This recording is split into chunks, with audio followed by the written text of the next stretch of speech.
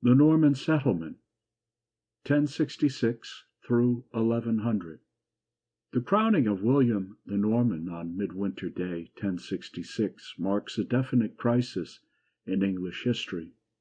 The Saxon system, in its strength and weakness, its sturdiness and its insularism, gave way to a new order which, by way of experiment and with some sacrifice, was to be the way of progress. The weight of the Conqueror's hand was to be felt in a conscious readjustment of the national institutions, a process carried out with a passion for legal definition which ignored fine shades of custom and tradition, and which in so far was brutal. As a set-off to this prime fact, it must be remembered that now, for the first time, England was brought into touch and ultimately into line with European civilization, and this at the outset of a period whose refinements were outstandingly cosmopolitan. The ultimate results to the national life were undoubtedly beneficial, but meanwhile the conquest was a real conquest, and involved the inevitable suffering which accompanies the degradation of a proud nation. The new civilization involved class distinctions which had never before been felt so keenly in England.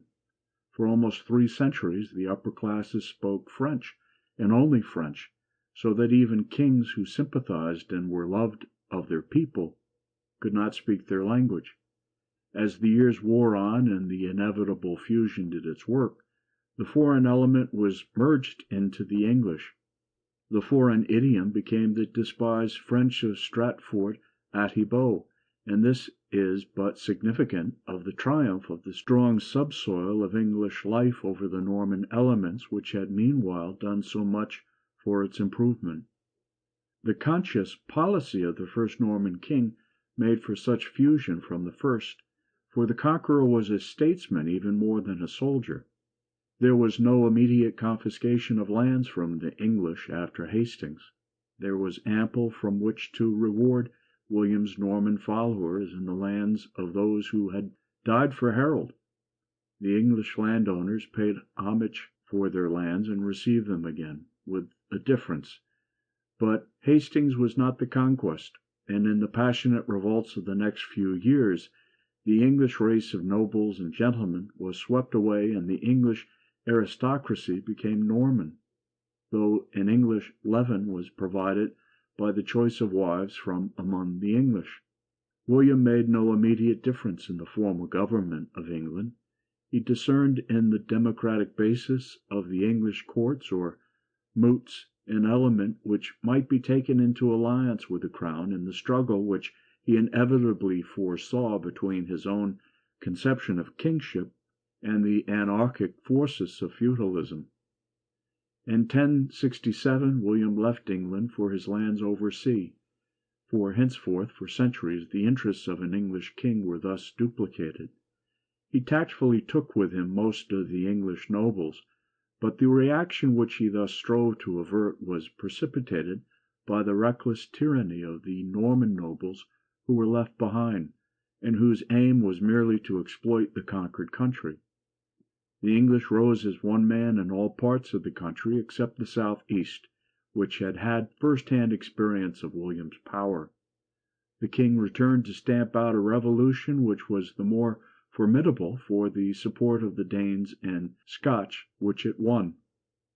It took William 4 years to kill resistance, but he did it so thoroughly that he left no hope for another such movement among the English. The struggle has a romantic and heroic interest as we dimly discern the figures of the Saxon leaders fighting hopefully or desperately for their race's cause. There were the Earls Edwin and Morcar, the former 3 times forsworn, yet so fascinating in his fair beauty that William wept for his fate when Edwin was murdered by his own followers. There were 2 bishops like Ethelwyn, taking the revenge for their dethronement in favor of the Norman prelates whom William favored. There were figures like Waltheof, son of Siward the Stout, doing wonder deeds in the north against the Norman, and Hereward the Wake, who joined Edwin and Morcar in the camp of refuge at Ely, and held it with some hundreds of desperate Englishmen until William bridged the fens with a causeway and compelled them to come into his allegiance. Earl Waltheof, too, had given in at last, and held faithful to his word, but he was made the victim of a belated plot. Betrayed, some say, by his wife Judith, the Conqueror's niece, he died a martyr's death, being beheaded at Winchester and laid to rest in the abbey he loved at Crowland. Hereward was slain sleeping by a band of Bretons under Ralph of Tewkesbury, jealous of his favour with the king. These heroic figures are the sublimated types of the Englishmen of their day. Brave unquestionably, spiritual, with little of the element of fear which played so large a part in the religion of the Normans, whose religion acted in reaction from ruthlessness. But they seem to have lacked something which the Norman had, of forethought and organizing power, the great gift of that race to the English nation. The hold of William on the English was finally secured when in 1072 Malcolm Canmore of Scotland, who had married the sainted Margaret, niece of Edward the Confessor and sister of Edgar the Etheling, definitely did homage to the Conqueror at Abernethy on the Tay, and reconciled with him, too, the Etheling whom he had been helping. The outstanding result of the struggle, besides the prime fact of the renewed submission of the English, was the devastation of the north, for William deemed it a salutary lesson to lay waste the land between the Humber and the Tees, burning the cottages and killing man and beast, so that the land lay literally desert for nearly a decade. The English resistance was dead, but William had to reckon with the turbulence of his Norman followers. All the broad lands of England were his now to give, and he satisfied their greed. The feudal theory by which all the land of the kingdom was the king's to give out as he would was taken for granted, but William had seen the workings of the feudal system in France. He knew the power of a great vassal like himself when he chose to oppose his liege lord, the King of France. Whether by accident or design, these conditions were not reproduced in England. The Normans, who received the largest grants of land, found that their possessions were scattered over the country, so that it would not be easy for any one man to concentrate an army against the king in case of rebellion. Only in the great Palatine earldoms on uncertain border country did he swerve from this policy and give to the tenant almost regal power, as at Durham and Chester. Such was necessary in the cause of order. Nevertheless, William had to face many vexatious feudal revolts for years. At his wedding feast at Norwich in 1075, Earl Ralph of Norfolk joined Roger of Hereford in a plot against William.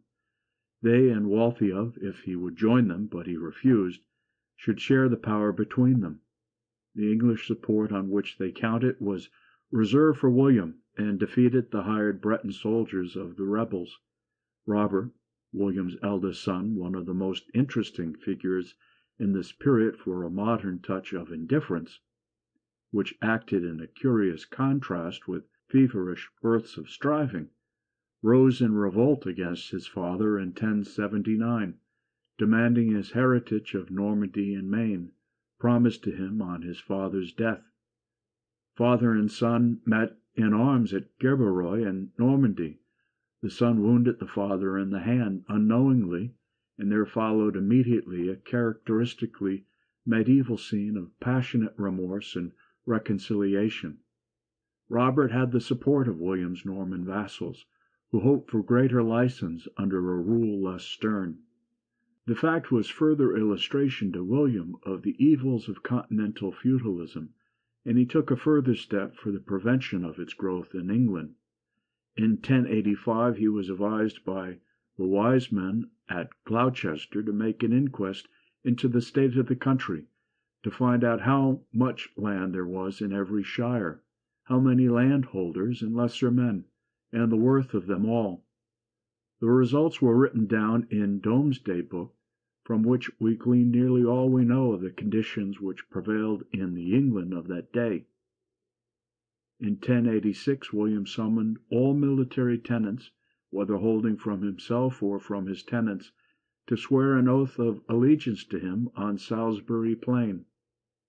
It has generally been considered as an act of great significance, though some recent historians have suggested that it was not without precedent.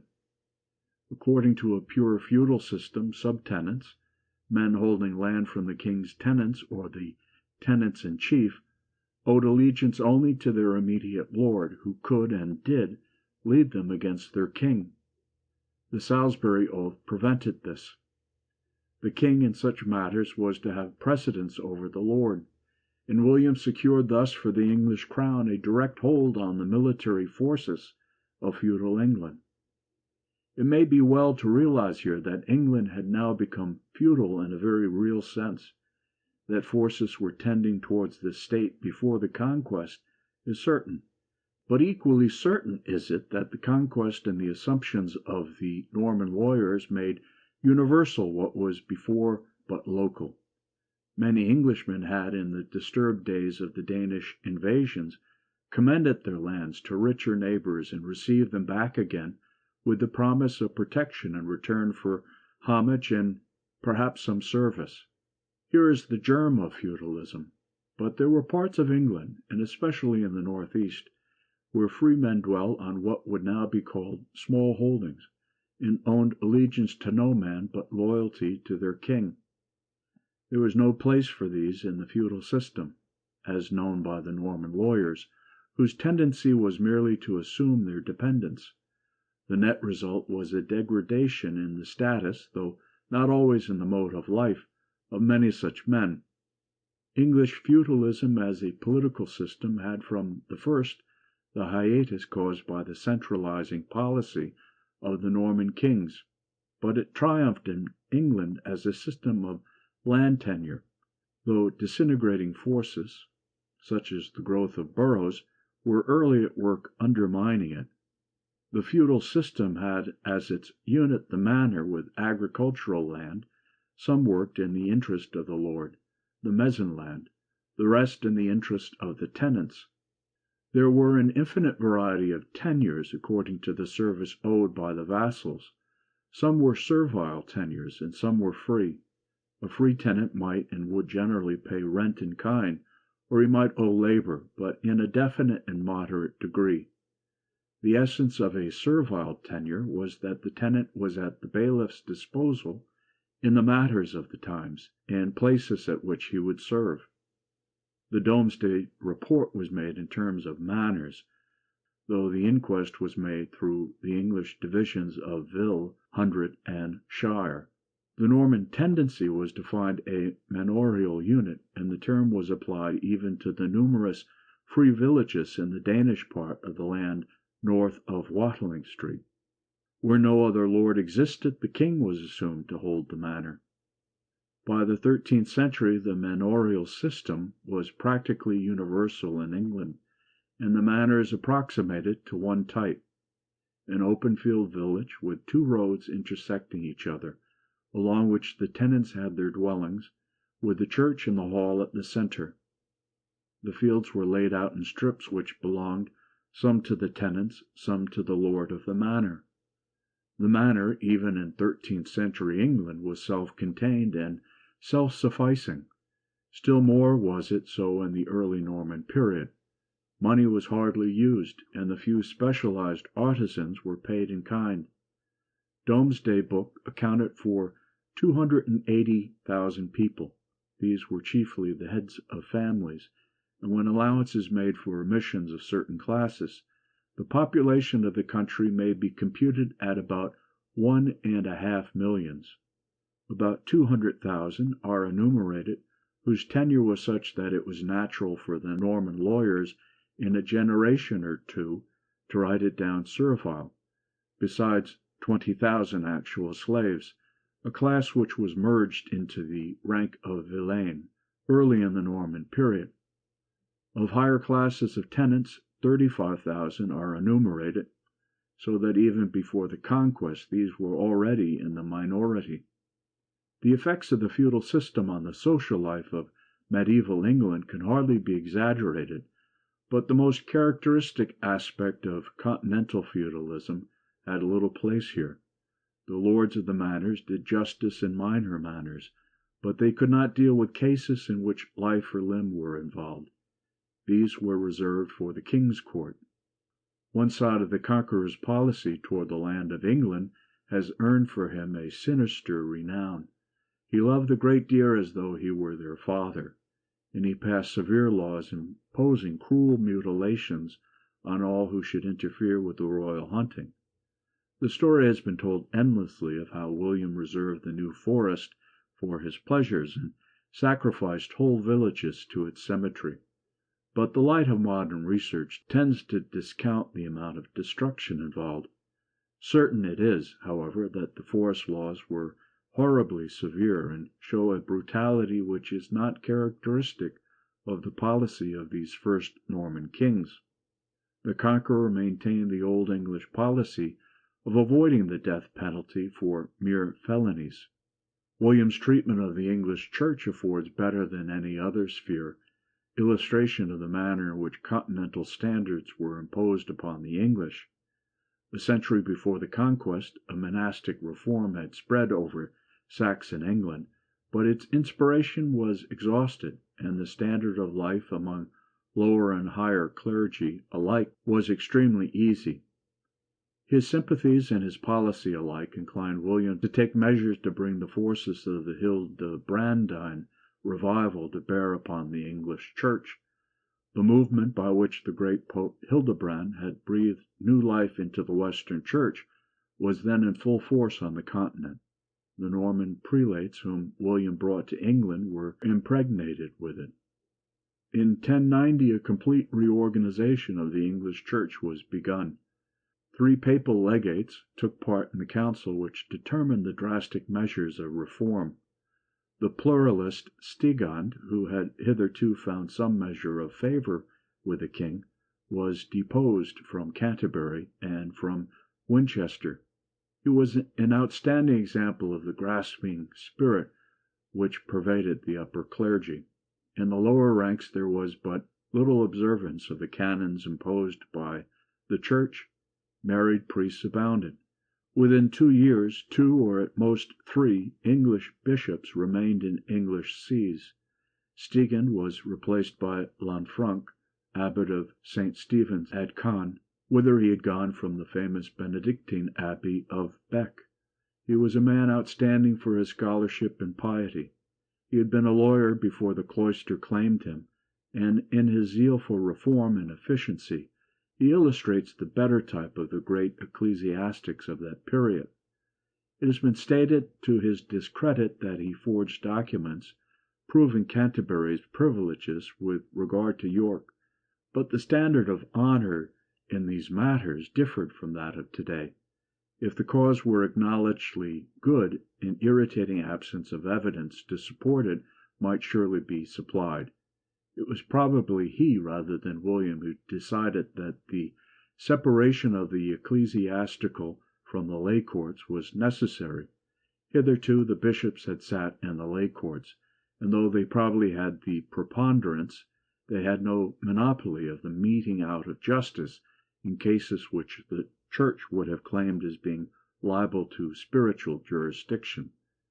Even these very councils which reformed ecclesiastical matters in England were held in the presence of the king and the lay lords. William seems to have consented readily to decree the future separation of church and lay courts. This was really a corollary of the acceptance of the Hildebrandine standard of spirituality in the Church. The measure had in its inevitable seeds of friction, but William felt his own strength too great to lay stress on this. The seats of English bishoprics were in several cases removed from small and decaying places to towns whose progressive spirit made them a better setting. A general bracing affected all sides of ecclesiastical life. A spirit of labor and study led to a revival of English scholarship, though it took the form of dogma and dialectics. Norman abbots reformed the monasteries, and many new monastic foundations were made. The change was for the better, though here again hints of suffering come to us dimly.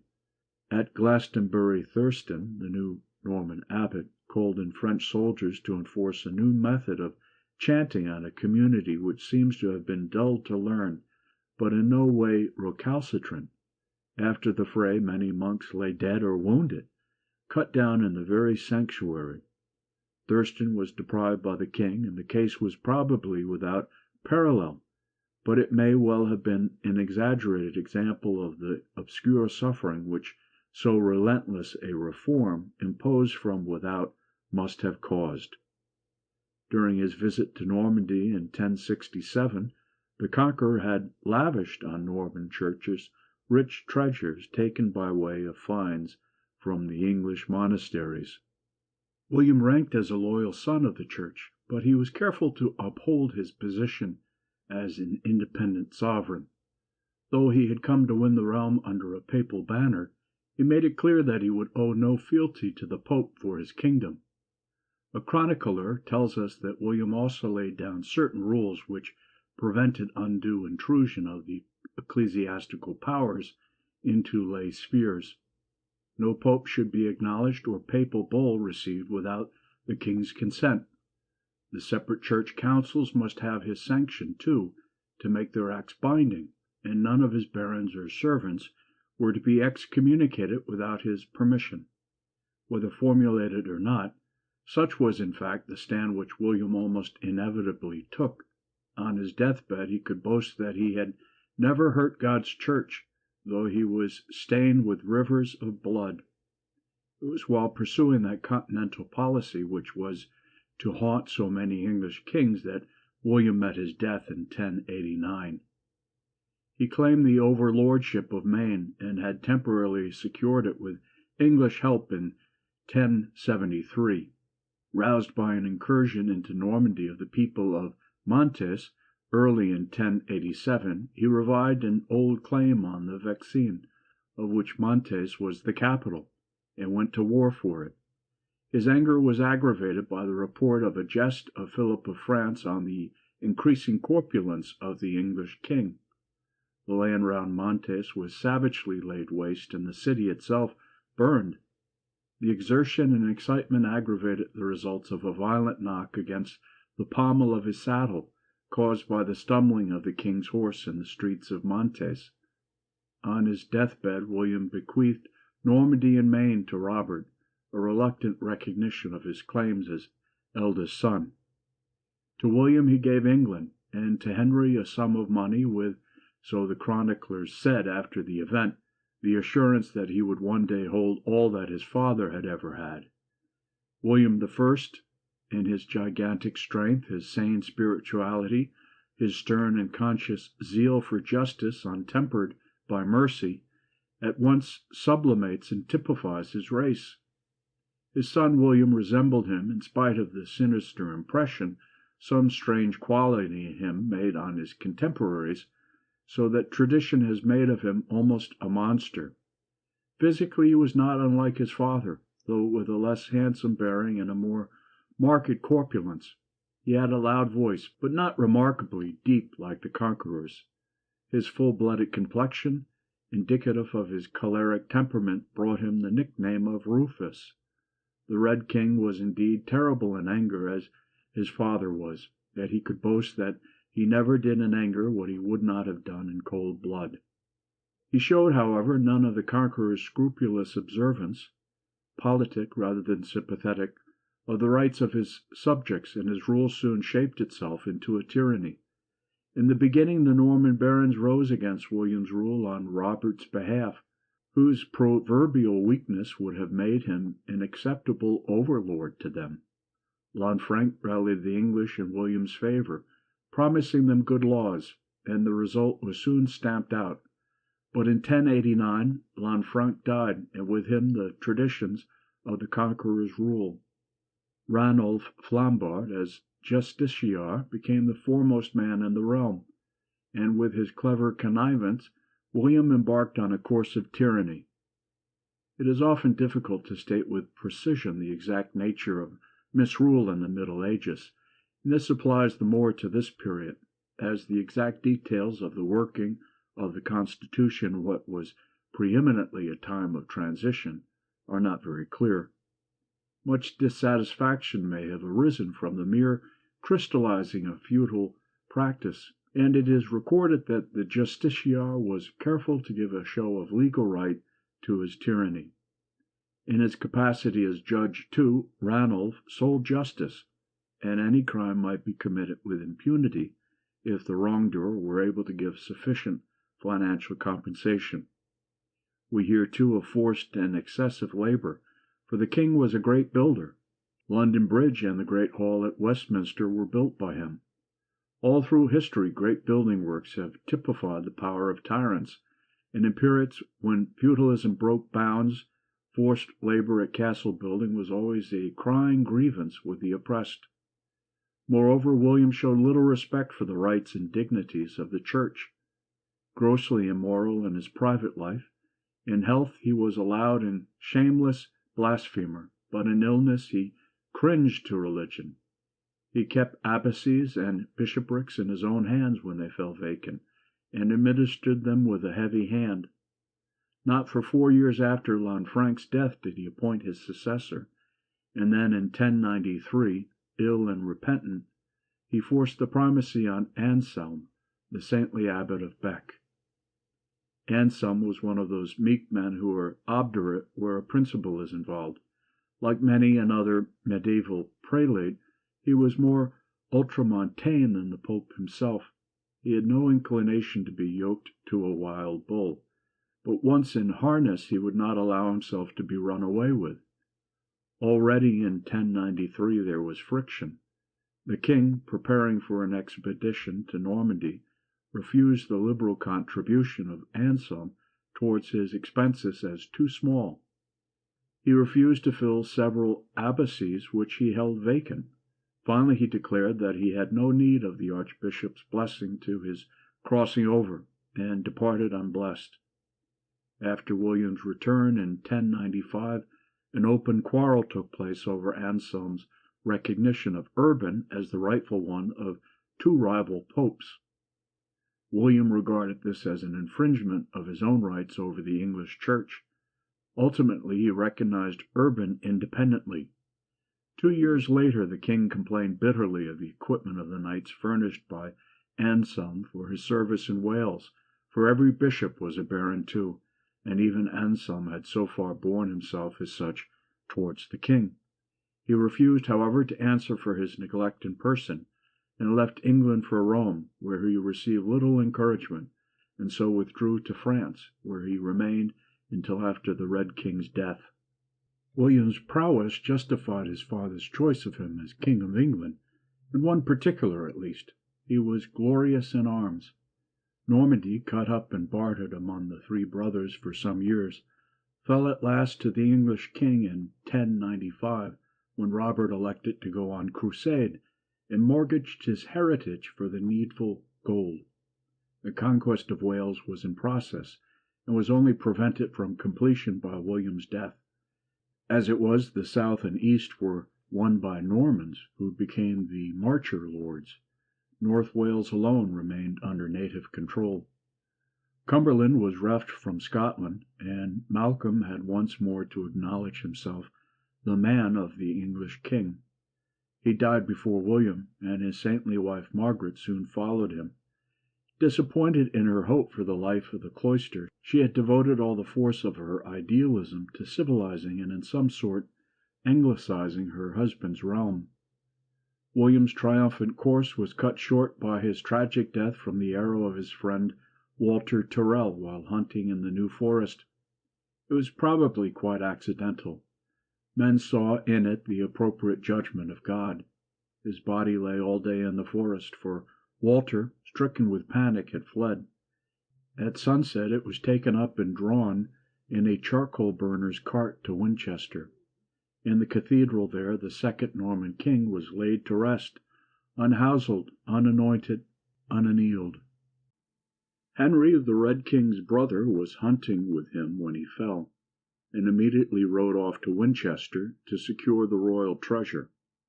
There were some who would have withstood him in Robert's name, but he had the advantage of being on the spot. Quick to act and diplomatic, he won his ends. The wise men acclaimed him king. There was in no sense an election, for though in those days the rule of succession was vague, the elective element only entered in as putting the seal on established fact. Robert was on crusade, and in any case could only have been acceptable to the worser feudal element in hope to make profit of his foibles. Henry I ranks as one of England's best kings, yet it is in the same sense as the Conqueror. He acted in the interests of the people because it was the straightest way to power. In person he resembled his father, perhaps more than did his brother, being dark in complexion. Stout too, but not so tall. He had inherited his father's pleasant deep voice. He was a scholar and was sometimes called Beauclerk, and he had all a Norman lawyer's passion for order and definition. He has for us little of the personal interest of his father, still less the morose fascination of his brother. His work rather than his temperament arrests attention. Certainly it is that Henry made up his mind to pursue his father's policy of encouraging English institutions at the expense of the more objectionable traits of feudalism. Time had been wanting to the first William to form any definite and lasting amalgamation. It seems that Rufus used the English institutions only to abuse them. Henry was loud and constant in his assurance that he would put down all unrighteousness that had been in his brother's time. Within a few days of his coronation he issued a charter of liberties to be sent into every shire, embodying his intentions to reform. It was the first English charter of so many. Its essence was the promise to the Church and to the lay lords that they should be free from unjust exactions. The barons must extend similar treatment to their men. The law of King Edward was to be restored, with the changes made by the Conqueror. This was always the ideal. In point of fact, Henry taxed the nation heavily throughout his reign, and in his feudal relations leaned to severity. But he kept order, and he established a centralized administrative system which made for routine and equal justice. Above all, he maintained peace, and the familiar formula of praise was applied once again to him. In his days a man or woman might fare through the land with their bosoms full of gold, and no man dare say aught to them but good. The work of organization which Henry wrought can best be examined in the light of its development under his grandson, Henry II. Suffice it to say that he established a central system of justice, which sent out itinerant judges who sat in the local English courts, and under old forms gave new and royal justice. The new system of trial by duel, which became the rule in criminal cases, is first heard of under Henry. It was the beginning of the process by which the king's justice practically took possession of the shire courts. For the future, too, courts were to meet at set times in the old accustomed places, a stipulation which arbitrary actions on the part of the sheriffs during a period of disorganization had probably made necessary. Ranulph Flambard had been in prison at the beginning of the reign, but had had the ingenuity to obtain a rope in a barrel of wine and escape from the Tower. The justiciar in this reign, though he probably had not the title, was Roger, Bishop of Salisbury, who controlled the whole administration and created the exchequer system. An illuminating anecdote tells that it was his quickness in getting through the saying of his Mass as a simple priest which first attracted Henry's attention to him. Roger was a Norman, but Henry had sufficiently shown his English sympathies by his choice of a wife. He married in the first year of his reign Edith, daughter of Malcolm and St. Margaret, and thus a representative of the old West Saxon house. She now took the Norman name Matilda. The interpretation put on the marriage by contemporaries is illustrated by the nicknames which the Normans jeeringly applied to the king and queen of Godric and Gachifu. The feudal elements rose in revolt almost immediately. Robert was back in Normandy from the Holy Land, where he had won by his brilliant prowess offer of a crown only to refuse it. The duchy naturally lapsed to him again on the death of William. The leading barons in England offered him their help to win the crown of England. He gave a willing ear and came to try his luck in 1101. Henry had mobilized the English feared and taught it how to fight, but as always he preferred the methods of diplomacy. A yearly payment and some minor concessions of land in Normandy satisfied Robert, and Henry was free to punish the barons who had turned traitor. Some less prominent rebels were immediately disinherited and went back to Normandy. The more prominent were dealt with deliberate revengefulness, each in turn men like Robert or Lacy, or the cowardly Ivo of Grantmesnil, who had run away from the crusade. Most prominent and defiant of all was Robert of Balaam, who had lands and castles scattered all over England. These were taken piecemeal, and Robert allowed to withdraw, a landless man, to console himself with his Norman possessions. 2 years later he went to war with the Duke, and anarchy reigned in the duchy. The conditions invited Henry's interference. He restored order, but did not yet show his hand. The banishment of William of Mortain, another of the dangerous barons with possessions on both sides of the Channel, reinforced Robert of Balaam, who again took arms. In 1105 Henry once more crossed to Normandy and took Caen and Bayeux for his own. A third expedition in the next year found all the forces of the two Roberts and William united against him at Touchybrai. Henry won the battle, and Robert of Balaam, fleeing in panic before the issue, alone among the leaders, saved himself. Duke Robert, the brilliant crusader, who had lightly foregone so much and caught always at shadows, was brought back to England to live out his days a captive. The English in Henry's army boasted that they had avenged Hastings when they conquered Normandy at Touchybrai. In effect, the duchy did now take the character of a mere appendage to England. Resistance there was not dead, and intermittently discontented barons rose against Henry's rule in favor of William Clito, Robert's son. The French king, too, when it suited him, aided his cause. The year 1110 again saw barons driven from England to Normandy. As a result of these vast confiscations, the king had much land to give. He founded, as it were, a new nobility, drawn largely from the increasing class of skilled administrators produced by the development of a more elaborate system. Henry I was a loyal churchman in much the same sense as his father, ready to give the church its due, but determined to maintain royal and national rights against any attempt at encroachment. And in his day there came a trial of strength for which the time had not been ripe under the Conqueror. The Hildebrandine Revolution had won to itself all the churches in Europe, and with growing power the papal claims grew too. The conflict with Anselm, which played so large a part in the reign of Henry, was on a different plane from that between the Archbishop and the Red King. There is no question of arbitrary abuse on Henry's part. It was a conflict of principles which were being brought into fresh prominences in Europe at large. The investiture struggle in England was, as it were, a miniature copy of the duel between Pope and Emperor, which looms so prominently in the history of the period. Henry, immediately on his accession, invited Anselm to return from his wanderings. The temporalities of his see, confiscated by Rufus, were in the king's hands.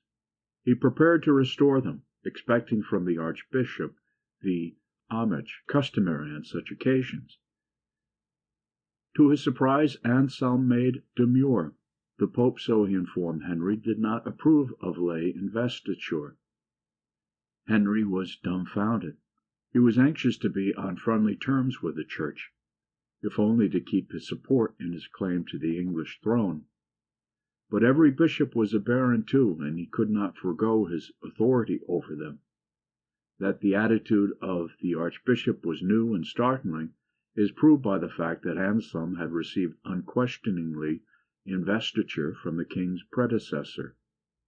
The attitude of the papacy on the subject of lay investiture was part of a conscious policy which hoped to build up an imperial church, homogeneous and independent, able to show a united front to the nations which in their secular aspect should be subservient to it and accept its standards. It represented the most characteristic ideal of the medieval papacy in the period of its greatest predominance. Henry wisely suggested that a settlement should be postponed. Meanwhile, the archbishop was allowed to enjoy the revenues of his see. In 1102, an embassy to the Pope to present both sides received no satisfaction, but Henry by this time felt himself fairly secure on the English throne, and took courage to demand that Anselm should do him the customary homage. His own envoys to Rome assured him that the Pope had given them private assurance that he would not interfere with Henry should the king take things into his own hands, so long as suitable men were appointed to the bishoprics. For necessarily the right to investment, ultimately the power to choose. Anselm, however, proposed a new embassy to Rome, and so things dragged on in a state of suspense, and in 1103 Anselm himself went out of England to plumb the papal politics in person.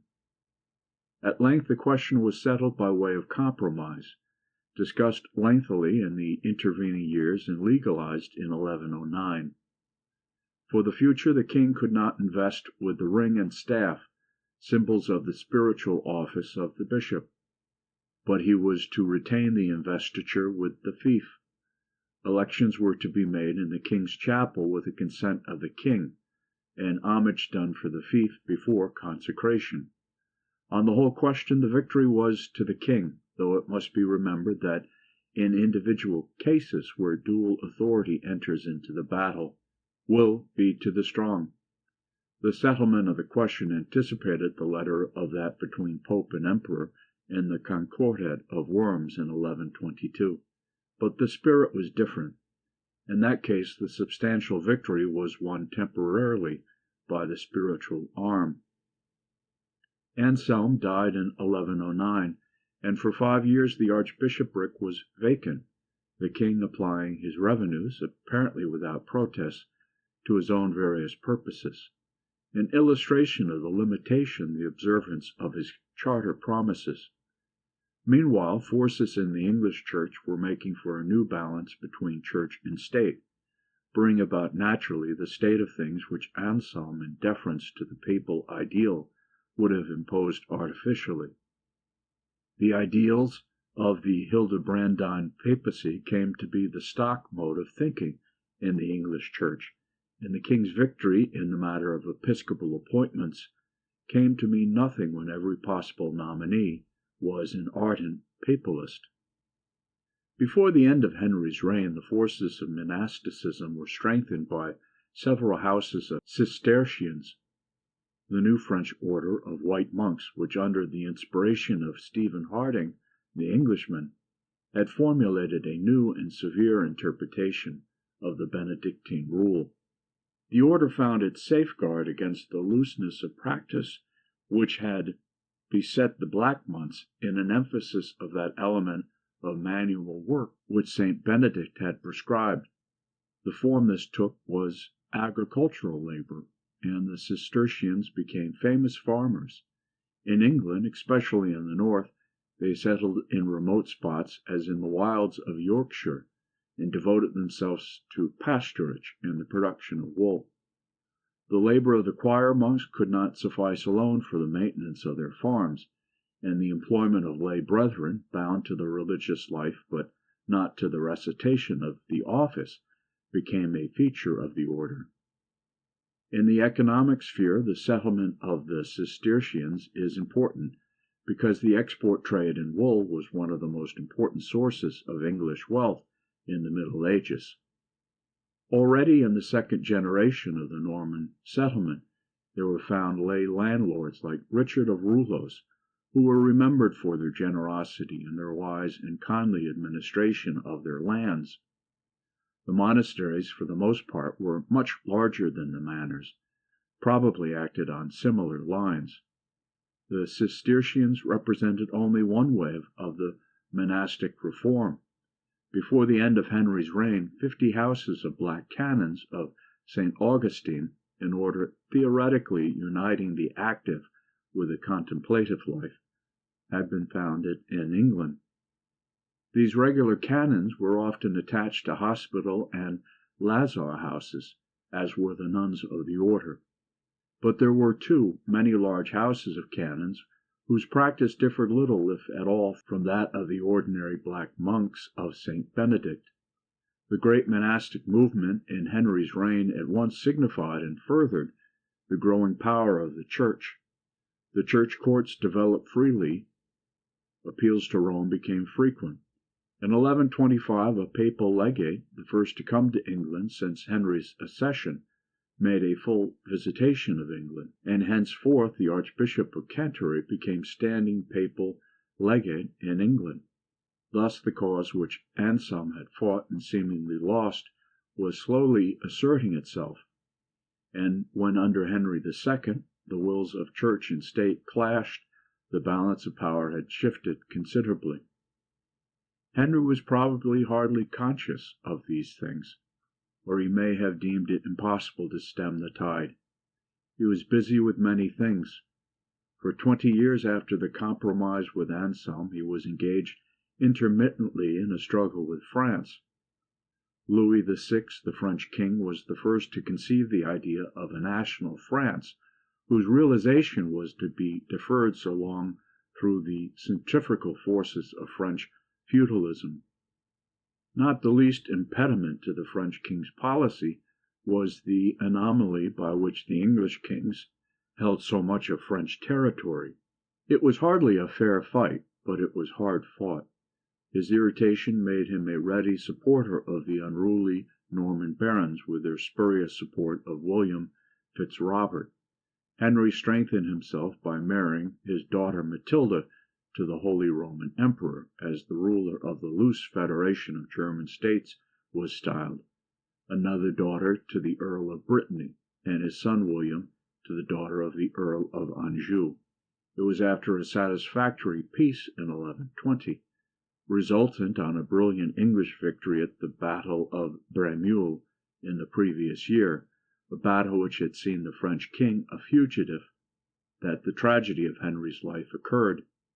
His son William, the heir to the throne, was drowned with his illegitimate brother and sister in the wreck of the White Ship crossing the Channel on a fair sea, the sailors being demoralized by drink, the result of the bounty of the young prince. Henry was a self-centered and self-contained character, but he seems to have loved his son passionately, and tradition had it that he was never again seen to smile.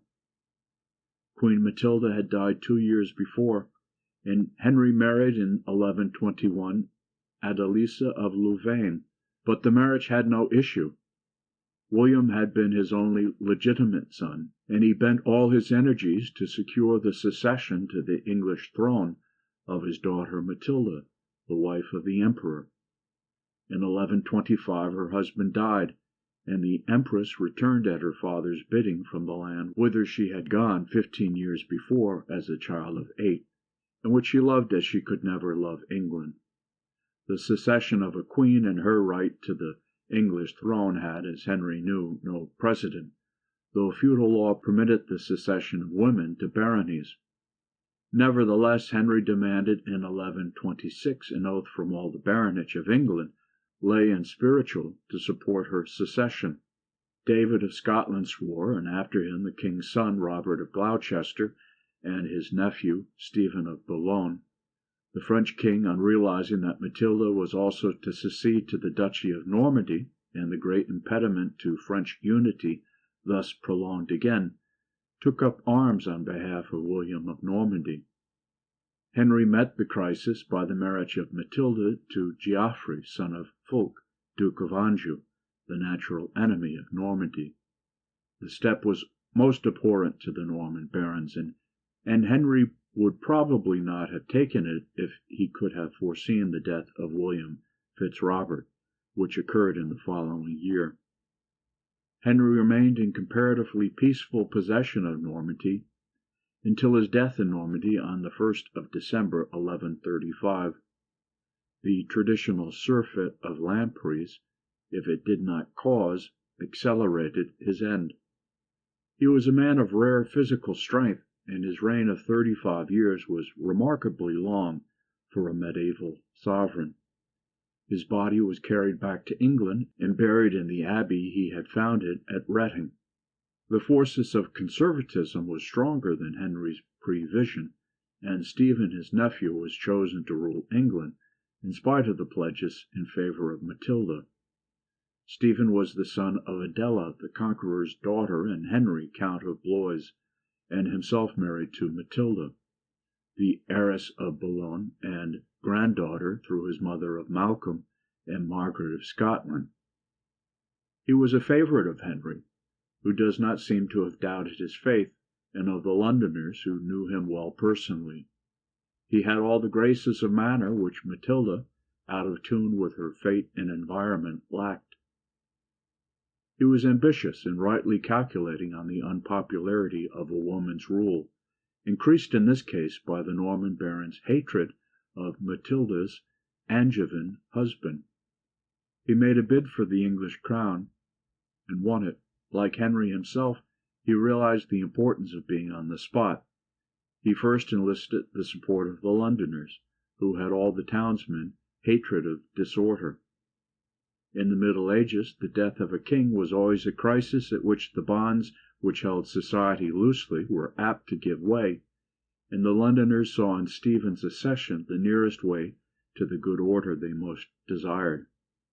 How far they were mistaken is shown in the chaos of the next 2 decades, for Stephen's abilities were not equal to his ambition, and the weakness of his position, added to the weakness of his character, gave a unique opportunity for the display of a rampant feudalism, acting as it were in reaction from the bonds in which the Norman kings had bound it.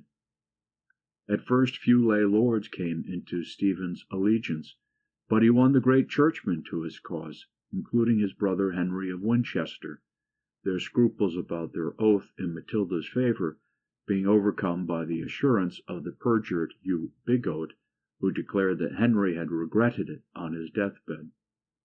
The lay lords had no scruples, and when Archbishop William had crowned Stephen at Westminster on Midwinter Day, 1135, they submitted to his authority and took the gifts he gave with lavish hands.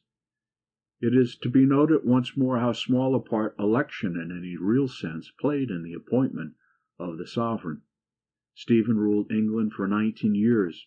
During most of this period, the country was in a state of civil war more or less active between his partisans and those of Matilda. Matilda had many chances of success through Stephen's alienating his supporters, but when Stephen, being a prisoner, she was actually crowned king in 1141, she lost her supporters by her absurdly arbitrary behavior. 2 or 3 incidents stand out in the struggle. The Battle of the Standard in 1138, when David of Scotland came to his niece's aid with the Eucharist borne before his army.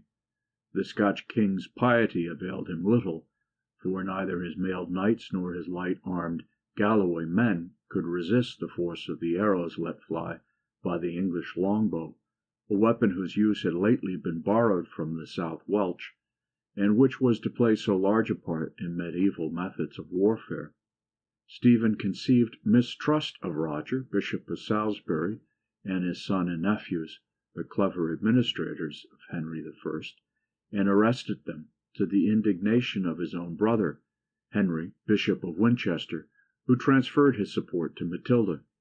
So the parties shifted until 1153 Stephen wearily agreed to the Treaty of Wallingford, which secured him the crown for life, but provided as his successor Matilda and Geoffrey's son, Henry of Anjou. Stephen died in the next year. The importance of his reign, whose tale reads so barrenly, is the illustration it affords of the nature and value of the policy of the kings who preceded and followed him.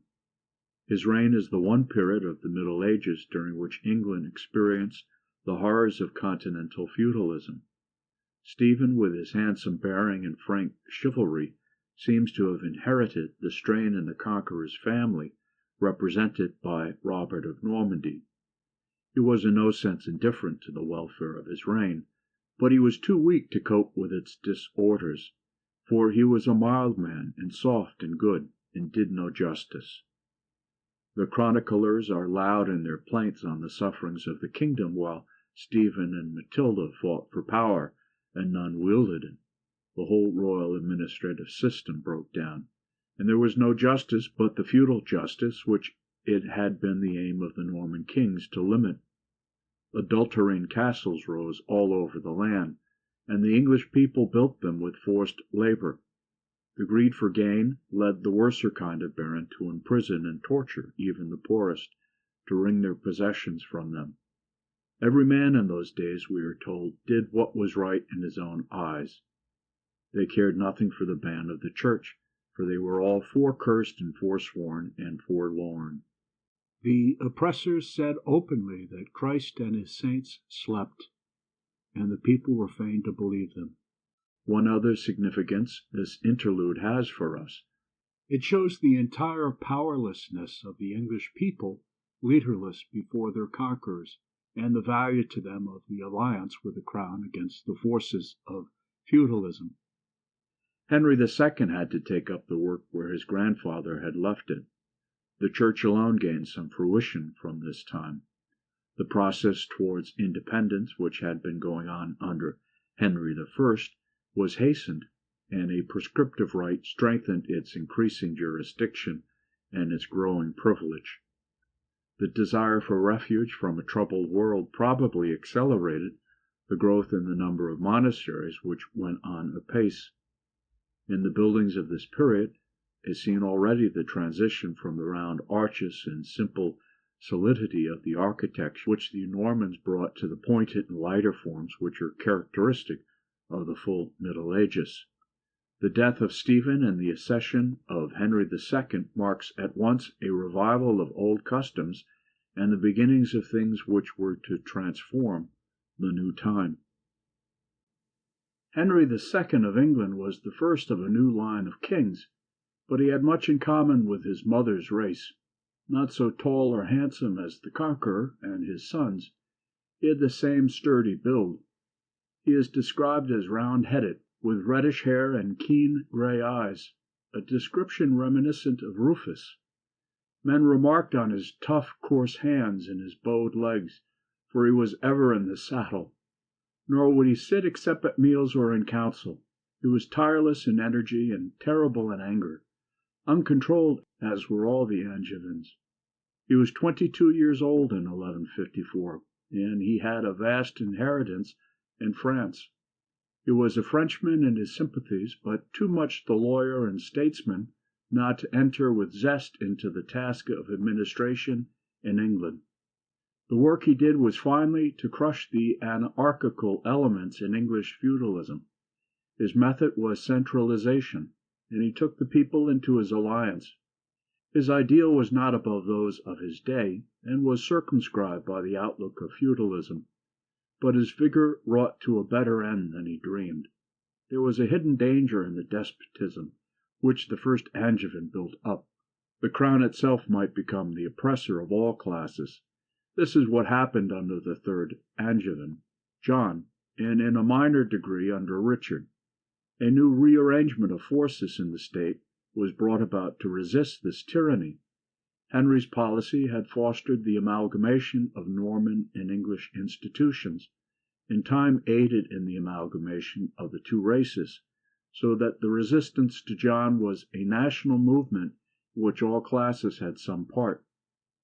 Henry's first care was to restore as far as possible the system of Henry I, with the aid of the ministers who had survived from that reign. Stephen's mercenaries were sent out of England and the adulterine castles destroyed. Henry met with very little resistance, for he acted at the same time with firmness and judgment. In 1159 he instituted the Great Scutage, by which barons were allowed to commute their military service for a payment of money with which the king could hire mercenaries. This was at once a blow at feudal custom and a step towards military efficiency, for the mercenaries were not hampered by any time limit, as the feudal knights were. Their 40 days' service was of little use to the king when he gave battle overseas. Later in the reign, the Assize of Arms decreed that every man in England, even villeins who were rich enough, should be armed according to his means. This was really a revival of the old English militia, and an excellent measure for national defense. The development of the administrative and judicial system on the lines laid down by Henry I went on apace.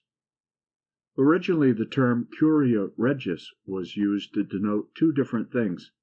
It described the commune concilium, the whole assembly of tenants in chief, which in a limited sense replaced the old English witan, or meeting of wise men, as general advisers to the king. It described, too, the ministers who administered the royal finance and justice. In the former aspect it became the first exchequer, and as a special trained class was told off to do its work, the exchequer, even under the first Henry, divided itself from the curia proper. The methods by which the king's accounts were kept, not just in slips of wood, bring home to us the primitive nature of 12th century civilization. The name curia regis was gradually limited to the body which administered royal justice. The greater part of its activity was spent in the shire courts, for Henry II made the system of itinerant justices, or justices in eyre, which his grandfather had conceived, a regular institution. The 100 courts sank into insignificance, for the private feudal courts usurped their functions, but royal justice practically took possession of the shire courts. Henry secured this in two ways. The inquest of sheriffs in 1170 resulted in a wholesale removal of the sheriffs, who were largely local magnates, and in so far had feudalized the courts. Royal officers were put in their places, and the justice which they dealt was insofar royal justice. But the most important cases were reserved for the justices in eyre. Practically all criminal justice and the greater number of civil cases fell to them, and as they gave law they made it. The common law of England was fashioned from their findings. The centralization of the source of law triumphed over local peculiarities, and alone made a common law possible. In time the shire courts became mere historic survivals, and as such remain today. The policy of Henry, or the more enlightened legality of the age, revolutionized too the methods of judgment. The method of compurgation, which seems intolerable to us now, can hardly have been satisfactory even in the simple conditions of medieval society.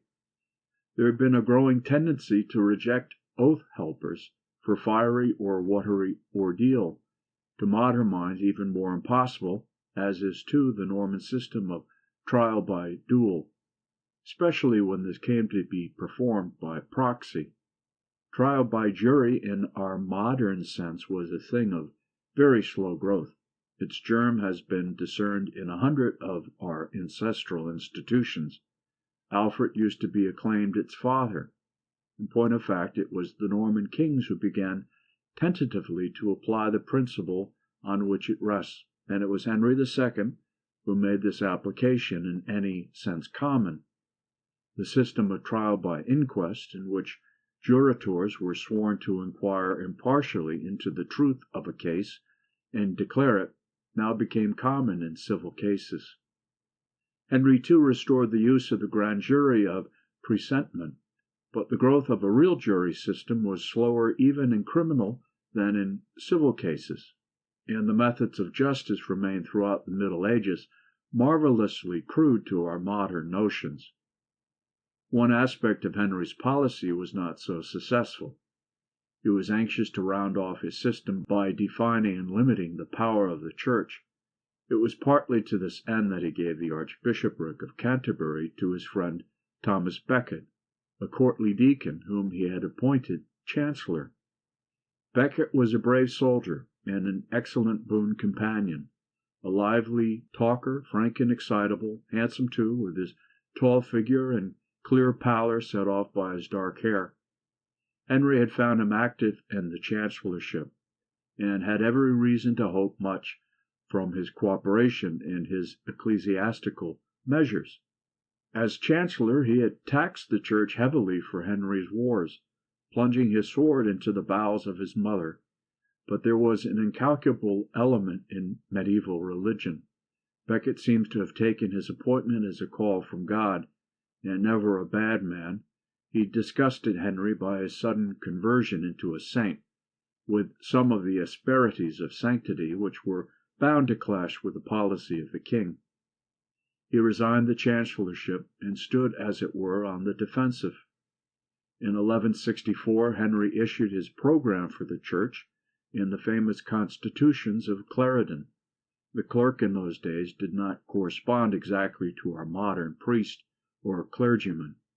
There are hundreds of scholars in minor orders who never aspired to the priesthood, and in the later Middle Ages any educated man could claim benefit of clergy. It was said that during Henry's reign already more than 100 murders had been committed by clerks. In one prominent case, when a canon of Bedford was accused of murder, he was acquitted on oath in the bishop's court, and flouted the king's justice, who summoned him to answer to the charge. Henry swore by the eyes of God to bring him to submission, but the archbishop declared the competence of the church courts to try clerical offenders. This case probably merely accelerated the issues. The Constitutions of Clarendon formulate much that had been common practice, and to which Becket could not have objected. But there were clauses which represented an innovation on the practice which had grown up, and it is round these that the controversy grew. Henry desired that a clerk accused of a crime should first be brought before the lay court, where he could plead benefit of clergy. He should then be taken before the church court, and if found guilty, receive the appropriate unfrocking and spiritual deprivations, and then be handed over to the lay court to be tried again as a layman and punished as such. Becket regarded this as grossly unfair, and as insulting to the ecclesiastical arm. He seems to have agreed to the king's policy before its definite formulation, but he rejected the constitutions, and reproached himself bitterly for his lapse, suspending himself from his functions and craving pardon from the Pope. An attack of a particularly invidious nature was made on the archbishop by his enemies, referring to a point of his administration as chancellor. Becket fled to France, where the Pope then was, but found less zealous support than he could have wished.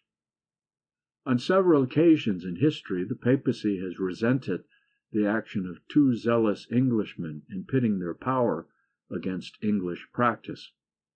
For 6 years the archbishop remained in exile, and then, a kind of truce being called, he returned to his see in 1170, to find himself forgotten and looked upon askance by all save the poor, who remembered his charities. He was armed with power from the Pope to suspend Roger, Archbishop of York, who had crowned the king's son Henry, the king being anxious to secure a certain succession, and 2 other bishops. The news that he had issued the sentence on Christmas Day reached Henry overseas. 4 days afterwards, armed knights, animated by the bitter words which Henry had let fall in his anger at the news, burst into Canterbury Cathedral at the hour of vespers, and brutally killed the archbishop, taunting him as a traitor. He met his death with the courage of a soldier and the resignation of a saint, and when the monks took him up and marked the hair shirt beneath his vestments, a revulsion of feeling spread among the people, and he was acclaimed saint. His shrine became the richest in the land, and at it Henry did public and sincere penance. He renounced the constitutions, but it is difficult to say which side had won the victory. The Church kept its jurisdiction over clerks accused of crimes, though not in cases of high treason or offences against the forest laws. On the other hand, minor offences, whether by clerk or layman, were judged in the lay courts, as also were all suits involving the right of property, even presentation to livings. The Church, however, monopolized jurisdiction over marriages and wills. On the question of appeals to the Pope, Henry simply laid down his arms. The new age was to see new disputes, but the ground of the quarrel shifted. Henry's position as the head of a great empire impressed his contemporaries greatly, but he does not seem to have formed any great scheme of extension or organization beyond an anxiety characteristic of the age to aggrandize himself through the marriage of his children. He inherited Normandy and Maine from his mother, Anjou from his father, Aquitaine when he married Eleanor of that duchy, and the former wife of the French king.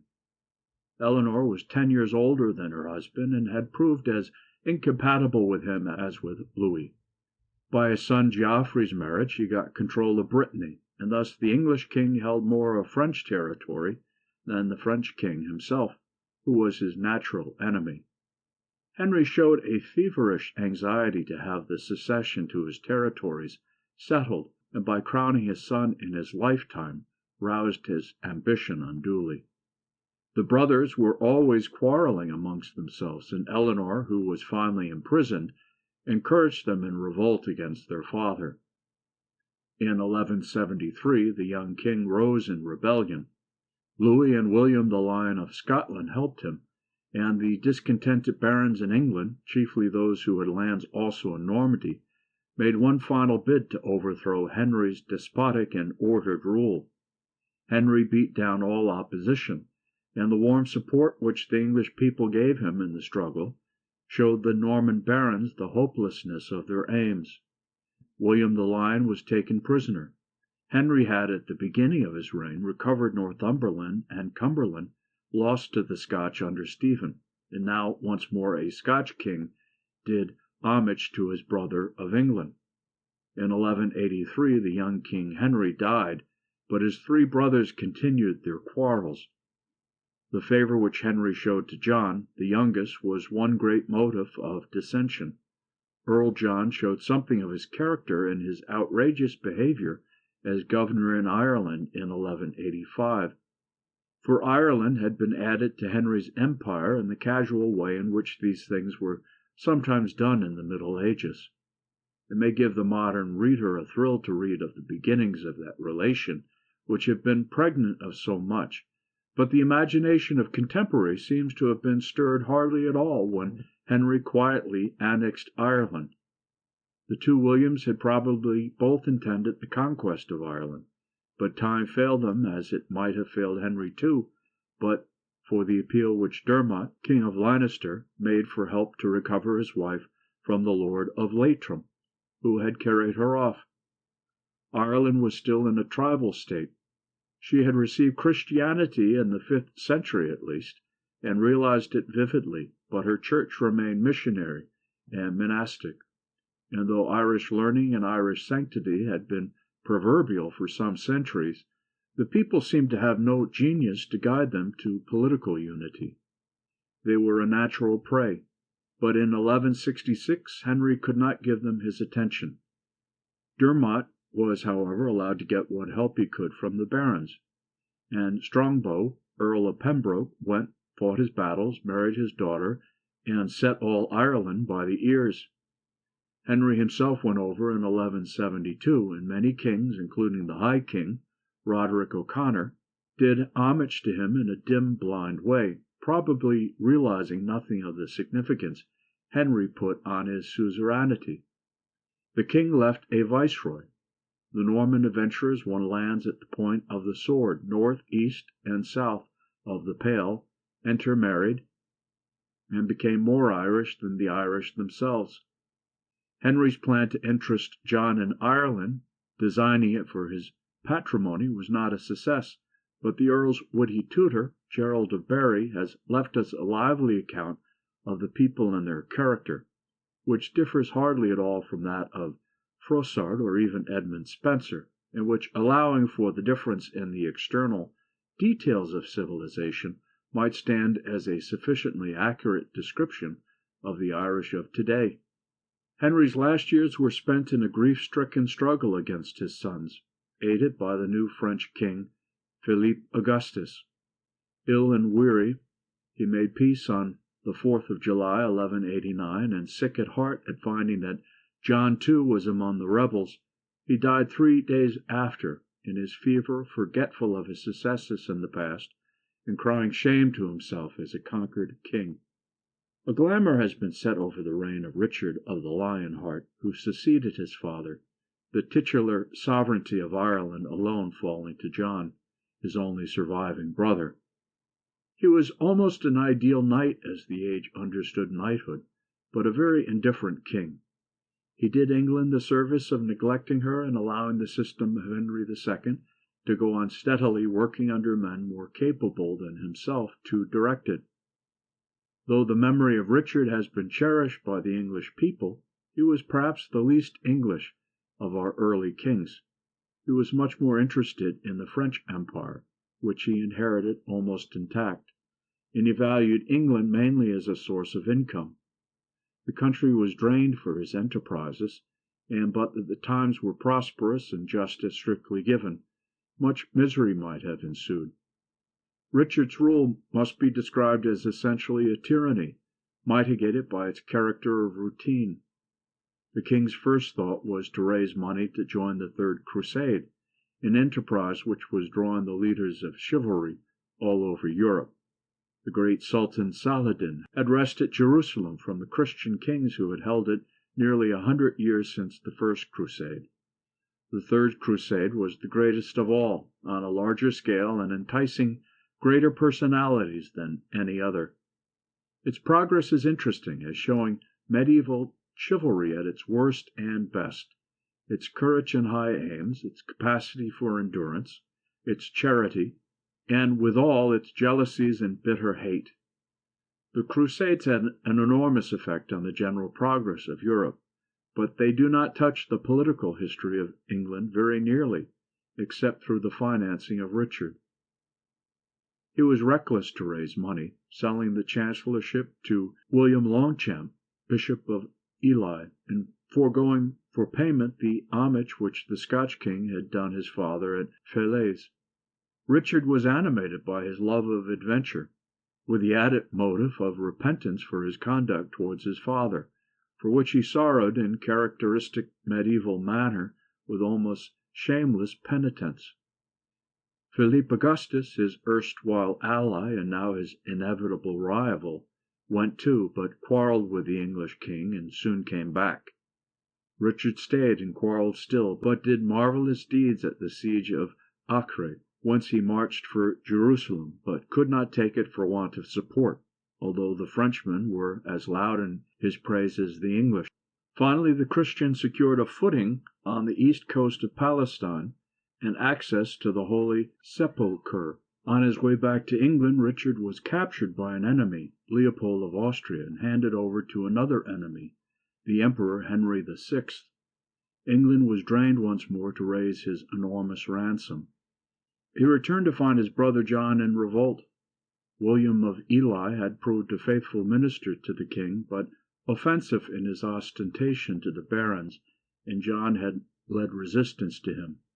Walter, Bishop of Rouen, replaced him, but there was no more peace. John gave the new minister no loyal support, and Richard's return found him in alliance with the French king in a design upon the crown. John was in Normandy, and Richard, having declared his lands forfeit in a great council at Nottingham, and having had himself recrowned at Winchester, crossed over to face his brother. John came into his allegiance, and Richard, in his grand manner, forgave him. The French and English kings then gave vent to their public and private grievances against each other in open war, and intermittent struggles with the French king or his French vassals fill up the tale of Richard's remaining years. He devoted himself with enthusiasm to the building of Chateau Galliard on the rock of Andels by sign the Saucy Castle, which was to protect Normandy against French invasion. It was, however, in fight against William of Limoges, over a question of treasure trove, that Richard met his death from an arrow shot while storming the castle of Chaluz.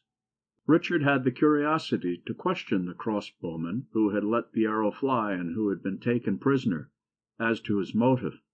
It was, he boldly told him, revenge for the death of his father and 2 brothers. Richard bade his attendants give the man money and let him go. But after the king's death, his sister, Countess Joan of Sicily, saw to it the man was slain.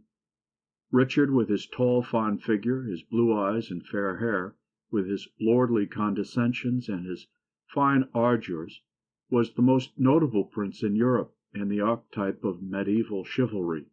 He was lettered, too, and wrote quite reputable poetry in the South French style. He asked that his heart might be buried at Rouen, and his body at his father's feet at Font-Evrode, and there it was lain by Hugh, Bishop of Lincoln, the Carthusian saint who had been called from his charterhouse to fill that see. He is one of the most striking figures of the period, in his gentle asceticism and practical courage. Though a close friend of the king, he had resisted in 1179 a grant of military service which Hubert Walker, the justiciar, who would replace Walter of Rouen, demanded. The exact ground of the resistance is not very clear, but Hubert's action in defending what he considered Englishmen' rights has been held in grateful remembrance. It may have been resultant on this refusal that a great survey of England was carried out in the next year by the new common method of inquest. It is to be noted that 2 local knights were added in each county to the body before whom the local jurors swore, a remote foreshadowing of the constitution of the Parliament, whose growth was to be the chief feature of the 13th century. Richard, on his deathbed, named as his successor his brother John, known as Lachlan, because Henry II. Had not originally given him a share in his continental possessions, as he did to his other sons. Richard had originally intended that Arthur of Brittany, his brother Geoffrey's son, should succeed him, but his own premature death found Arthur but a boy, and Richard prevailed on the barons to swear allegiance to John. The French king supported Arthur, but John, with the help of his mother Eleanor, who showed herself as discreet and helpful towards the son she loved as she had been factious with the husband she disliked, prevailed, and Philippe made peace in 1200.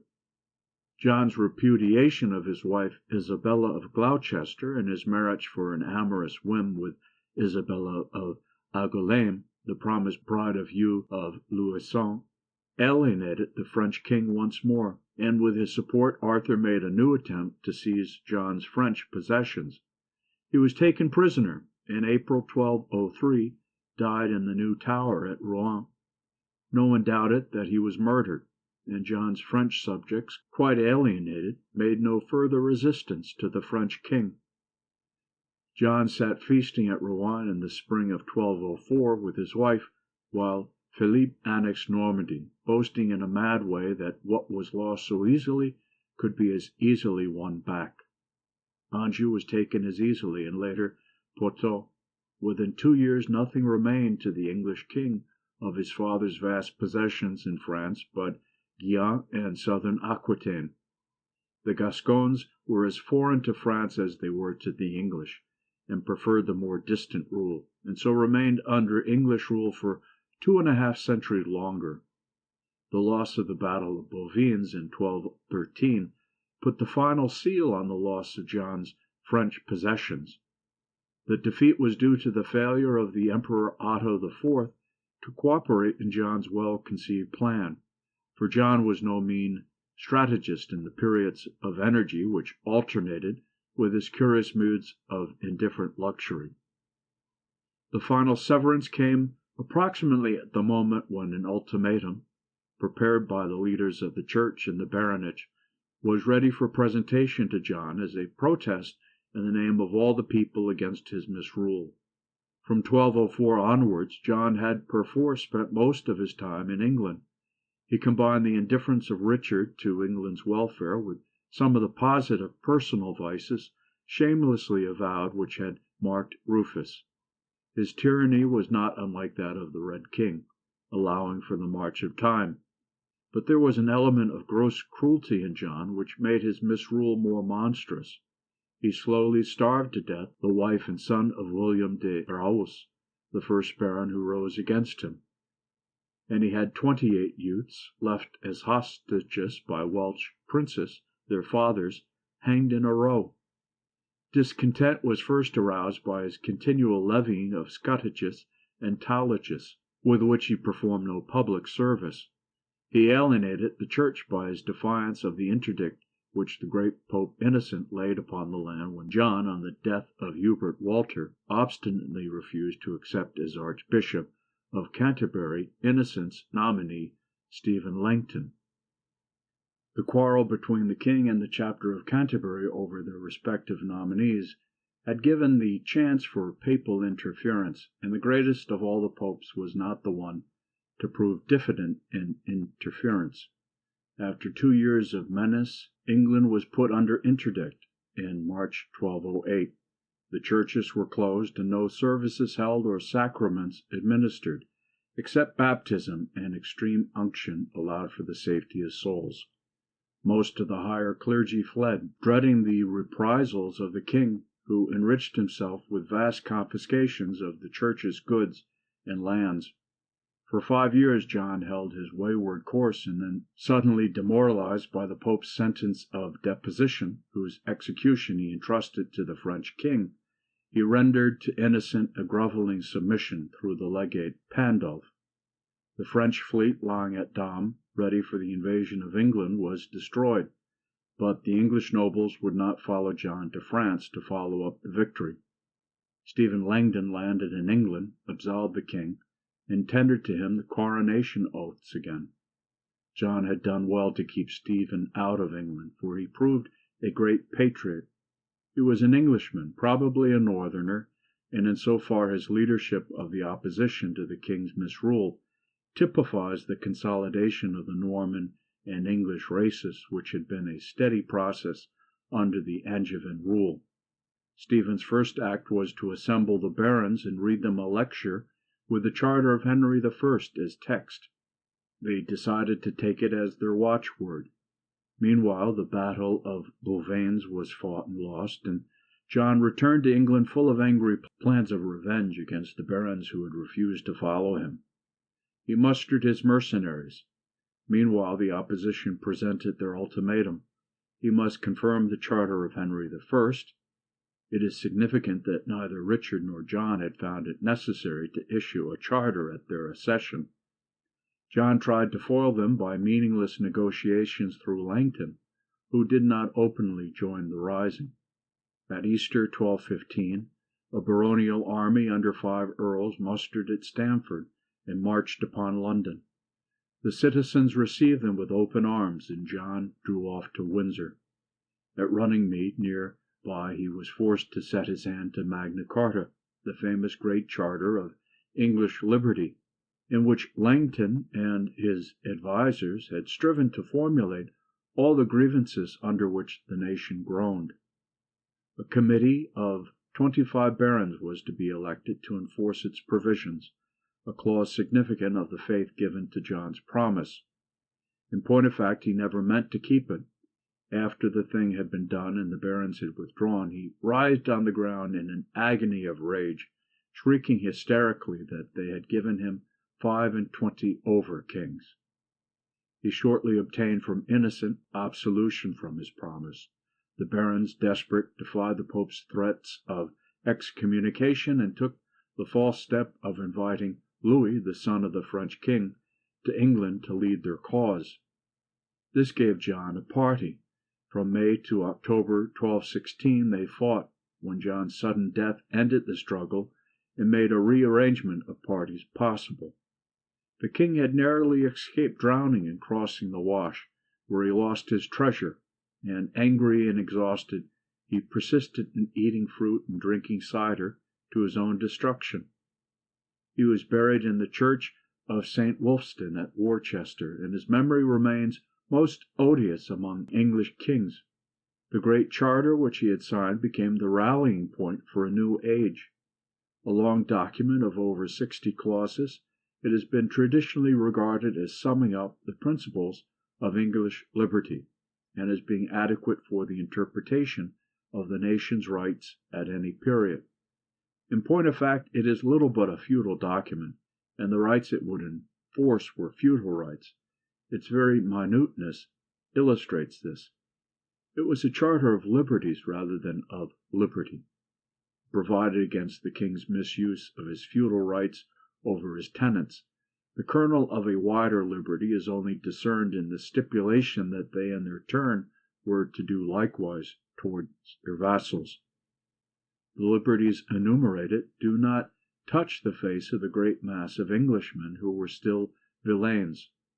The Church was to have its freedom, that is, from royal encroachments, whereas it was the papal power which was growing in this century and resented in the next.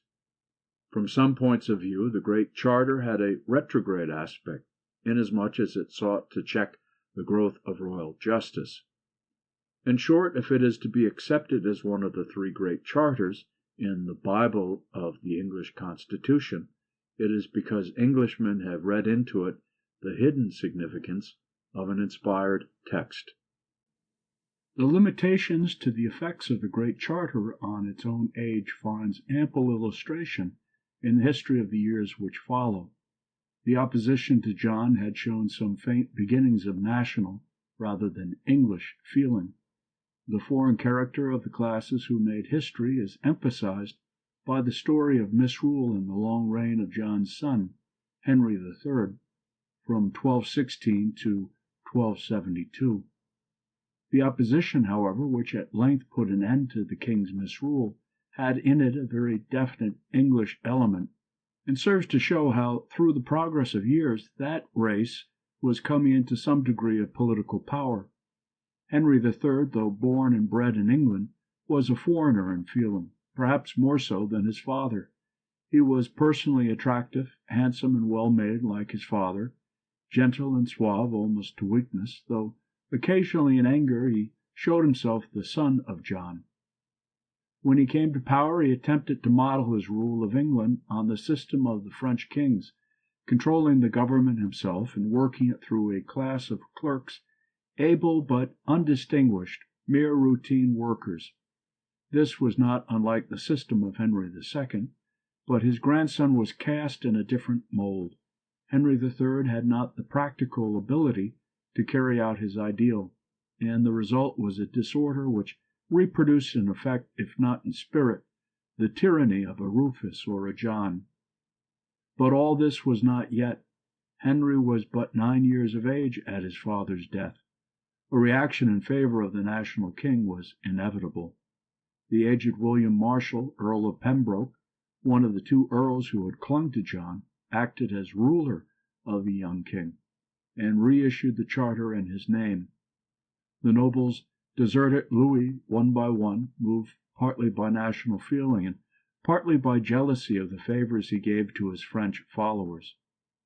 Henry had the weight of the Church in Rome on his side, and the papal legate took a hand in the government. Louis, with his Frenchmen, were driven from the siege of Lincoln Castle within 6 months, and so great was the plunder that the battle was known as the Fair of Lincoln. This victory was followed up by a brilliant naval success conducted by the justiciar Hubert de Burgh. The story of the engagement, allowing for differences in equipment, reads like an anticipation of the Armada fight. The English got the weather gauge in the fashion which becomes traditional in their naval warfare. They blinded their enemies with quicklime thrown in their faces down the wind. The victory put an end to Louis's hopes of invasion, and within a month he signed the Treaty of Lambeth, by which he agreed to forego his claims on England. William the Marshal issued the charter once again, with the Forest Charter which John had promised.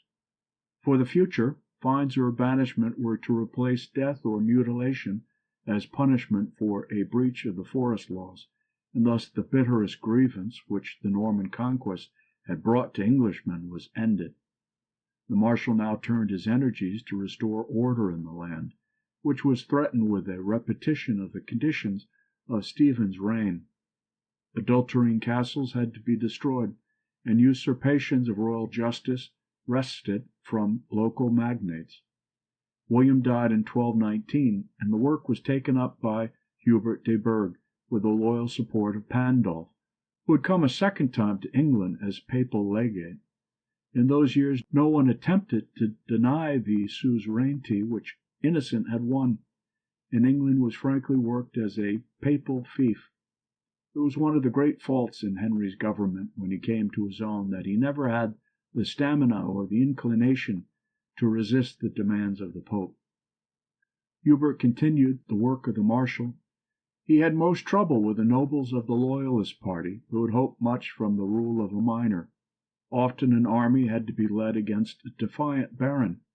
In 1224, Fawkes de Breauté, one of John's mercenary leaders, who had done splendid service at Lincoln, held Bedford Castle obstinately against the whole shire levy.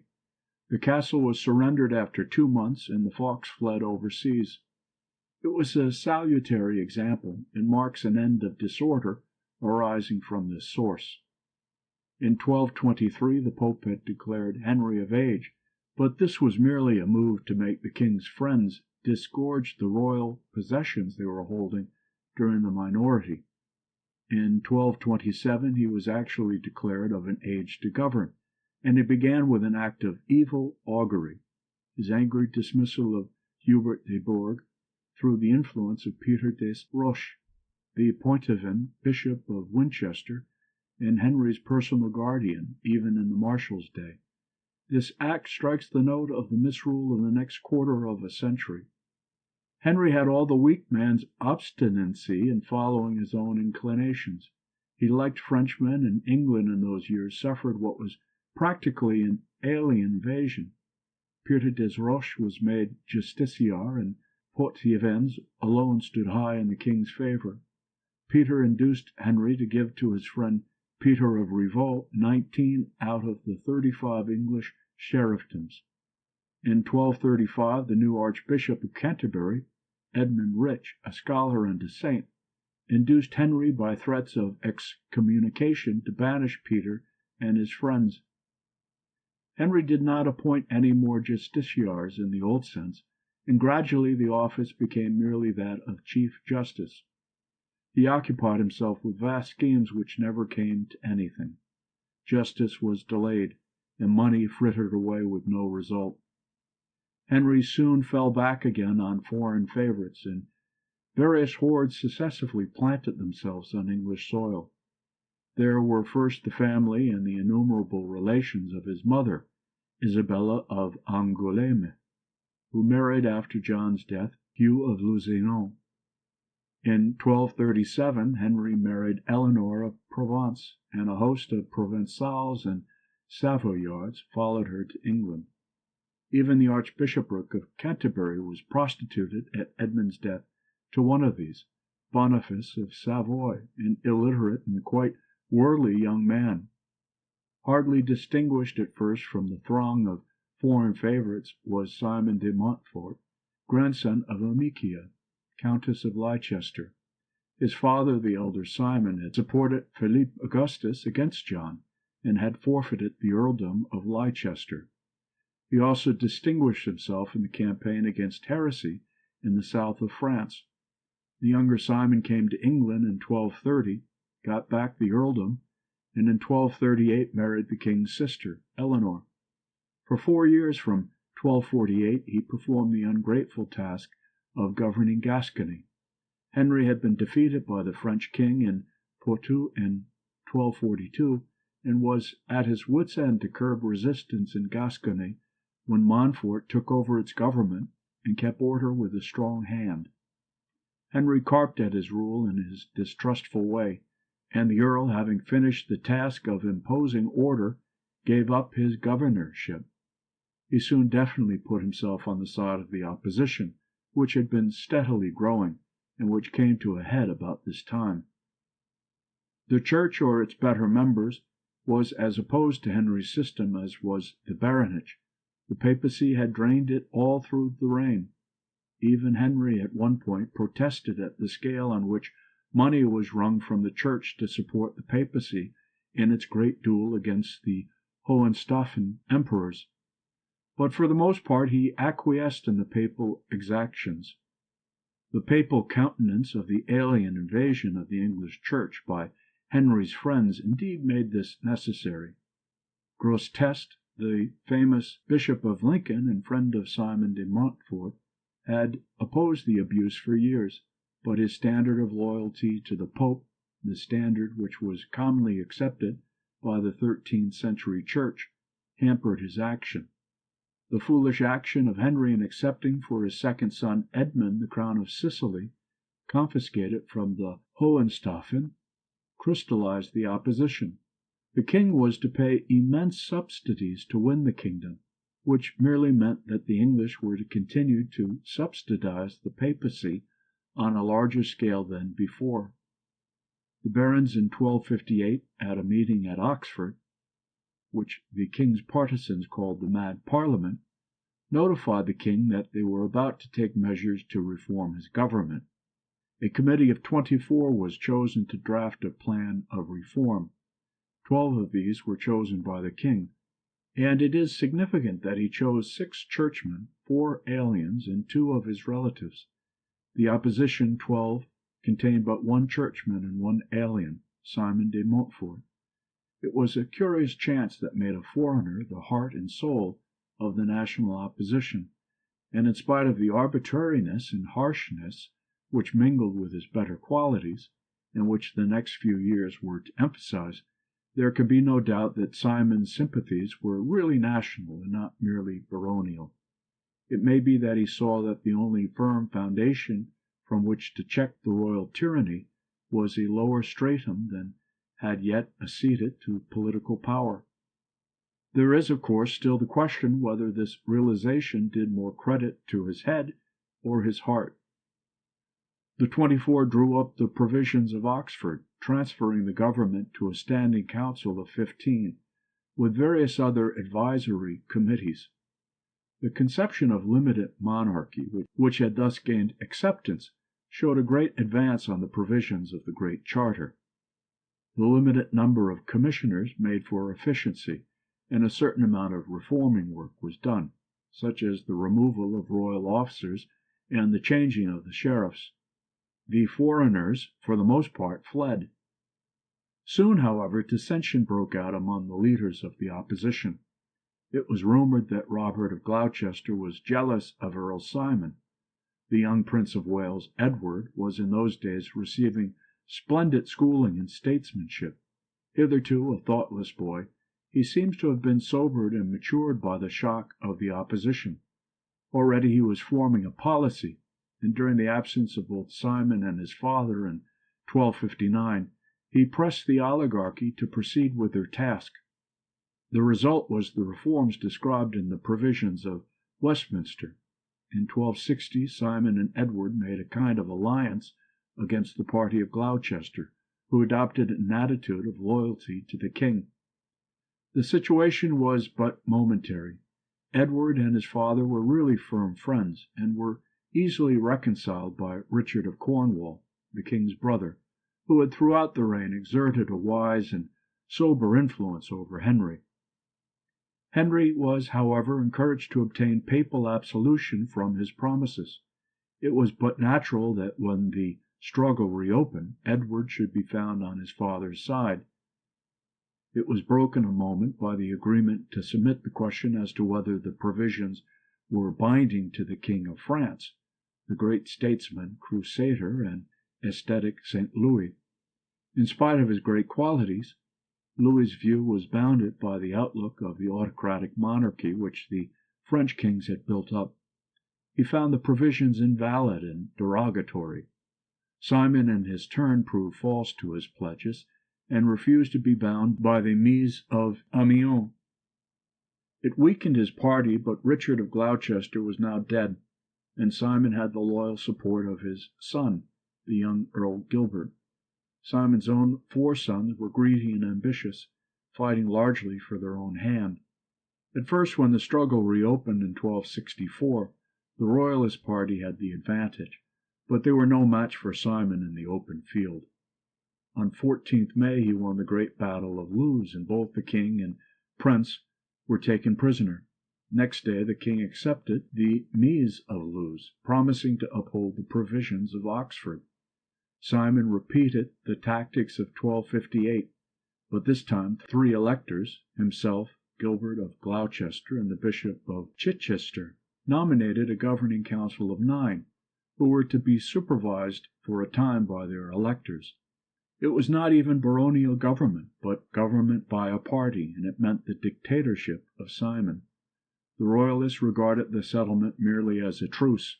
Simon in 1265 called together his great parliament, in which for the first time burgesses from cities and towns were summoned, as well as knights of the shire, to take part in the nation's councils. There were several precedents for the summoning of knights of the shire. The thing was in the air. Even John had called them once. But the extension of the popular element was a stroke of genius, even if it was but a bid for popularity. This parliament was, however, but an experiment, and contained the germ of the later House of Commons, but that is all. The measure gives us a glimpse into the mind of the man who was striving for a great cause against impossible odds. The great leader was in a false position, and Earl Gilbert was alienated by the attitude of Montfort's sons. Prince Edward escaped and formed a party, and the young Earl of Gloucester went over to him. They led an army against Simon's remnant at Evesham, and with odds of 7 to 1 the battle was but a massacre. Simon fell, with his son Henry and many of his closest friends. The king, who had been led into the battle by his side, was wounded and nearly killed in the confusion. Earl Simon's body was buried at the Grey Fathers at Evesham, but his head was sent to the wife of Roger Mortimer, the Marches lord, who had been his great enemy. It was made a punishable crime to proclaim him a holy man, for he had died under the ban of the Church. But he received a popular, if not papal, canonization. He was, after all, a great patriot, and it was a true instinct which led the people to honor his memory. His policy triumphed, for it was assimilated by the future king. Henry was old and broken, Edward full of a wisdom beyond his years, and after the earl's death, though there was still some fighting, and the disinherited held out for many months at Kenilworth, a settlement was achieved. The dictum of Kenilworth, at the end of 1266, left their estates to the rebels, but exacted heavy fines. A year later, the Statute of Marlborough reenacted the provisions of Westminster. The government was taken over into the hands of tried bureaucrats, and the king was content that it should be so. In 1270, Edward felt that he might safely join King Louis, who was going on to crusade for the second time. Louis died on the way, but Edward pressed on to raise the siege of Acre.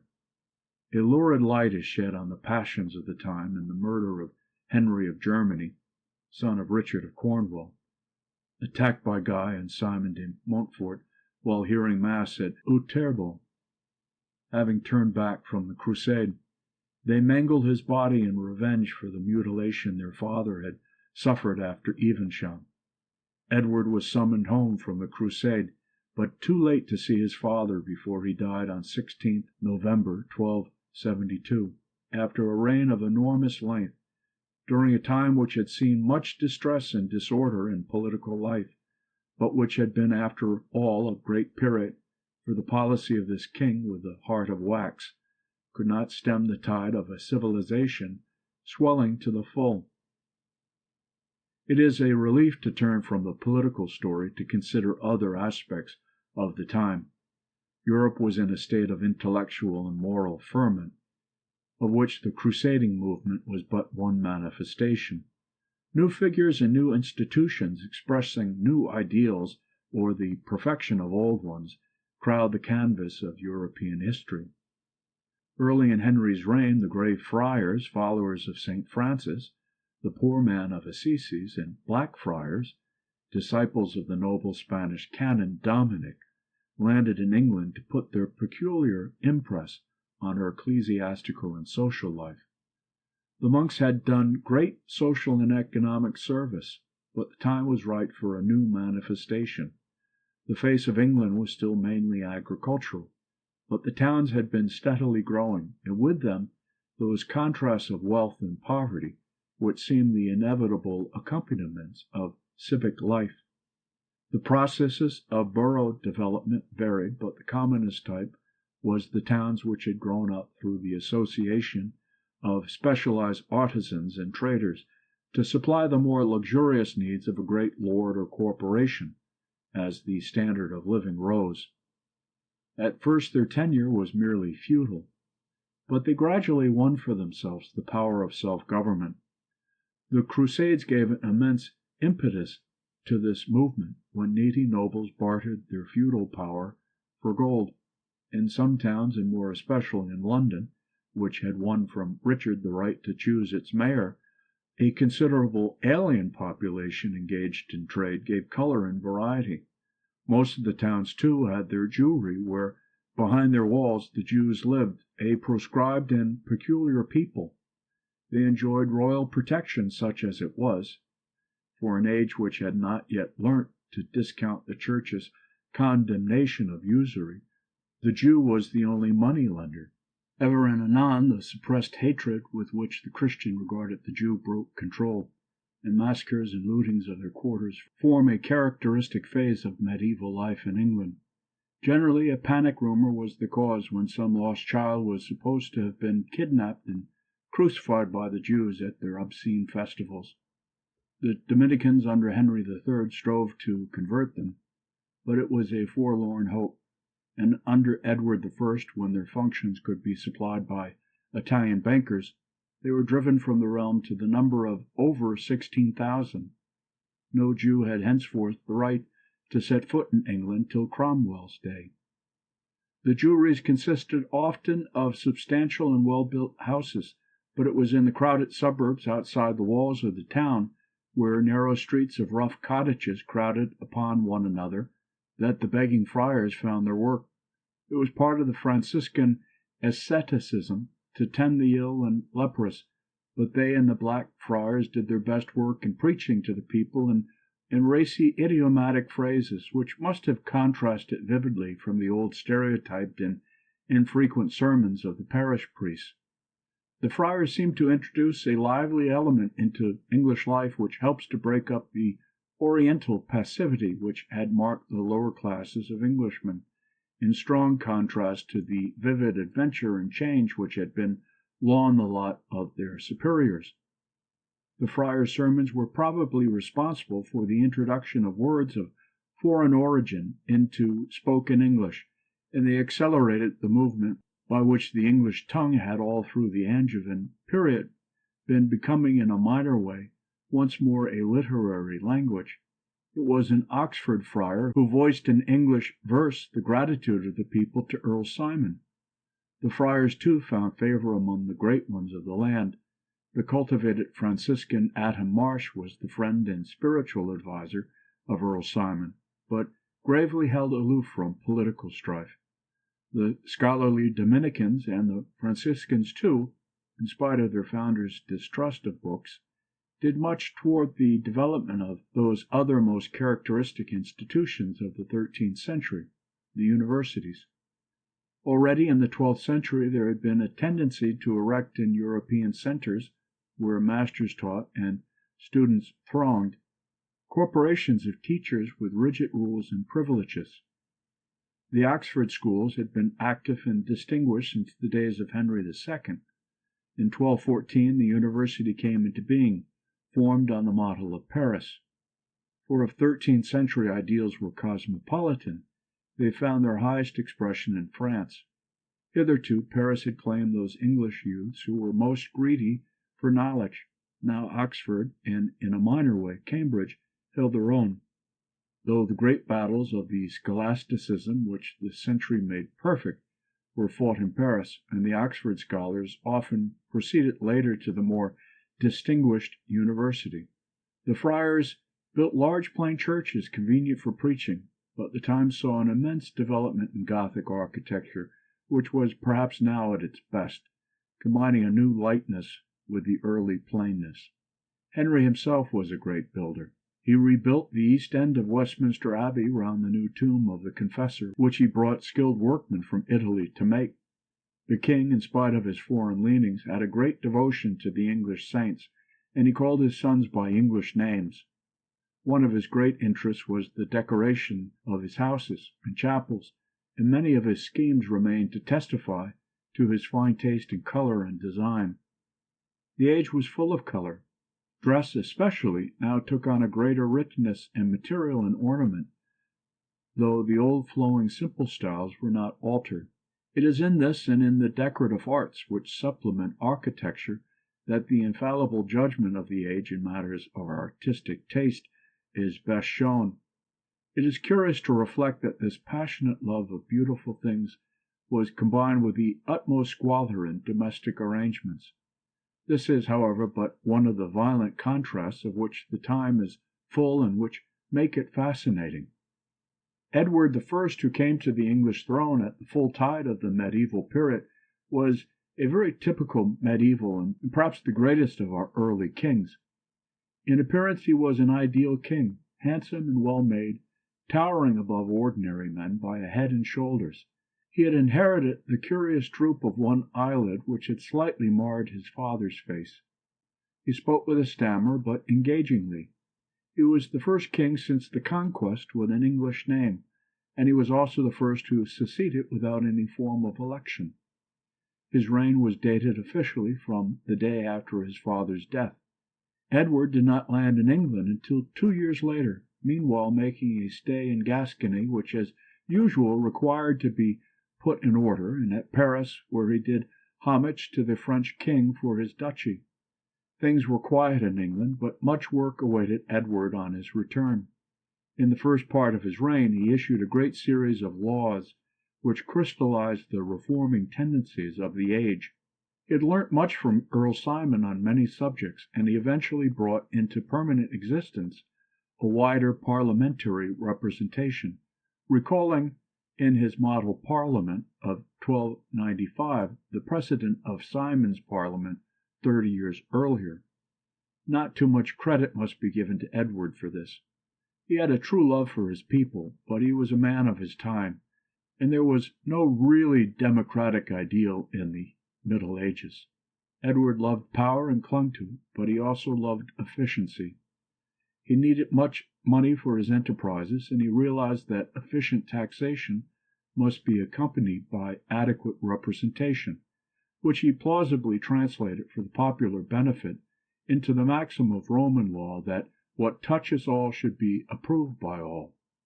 Nevertheless, his definition of the constitution of Parliament is a great feature of the reign. Subsequent parliaments contained the shire and borough representatives, and also representatives of the lower clergy. At first the estates voted separately.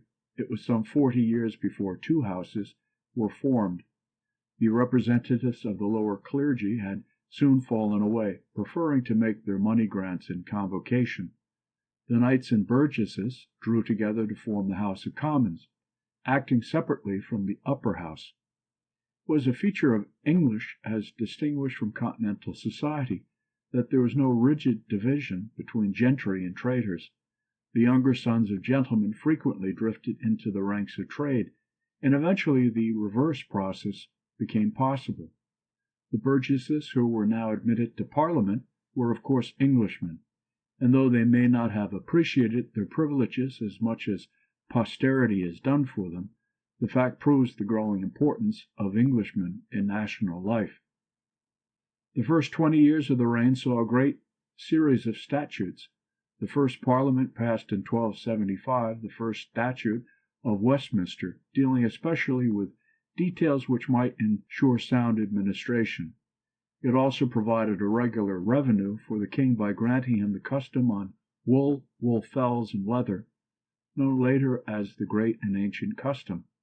The Statute of Gloucester in 1278 instituted inquiries under the writ quo warranto, into the innumerable petty immunities and private jurisdictions which the barons had won largely at the expense of the 100 courts, mostly merely by the growth of custom. So bitter was the baronial feeling on this subject that Edward had to allow prescriptive rights to stand, but he took care to have a written record made, and no new immunities of the sort were possible. This was but one aspect of Edward's policy of eliminating feudalism from political life.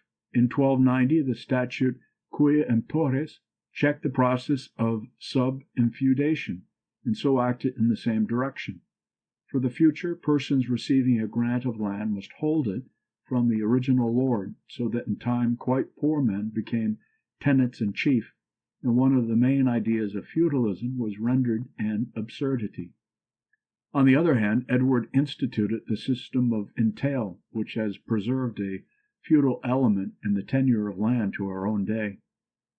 Edward's attitude to the church was consistent with his general policy. Though a loyal son of the church, he was anxious for national control. The archbishops of his time, the Franciscan Peckham and Winchelsea, were Englishmen, but they, and especially the former, were full of the papalist ideas of Hildebrand and Innocent.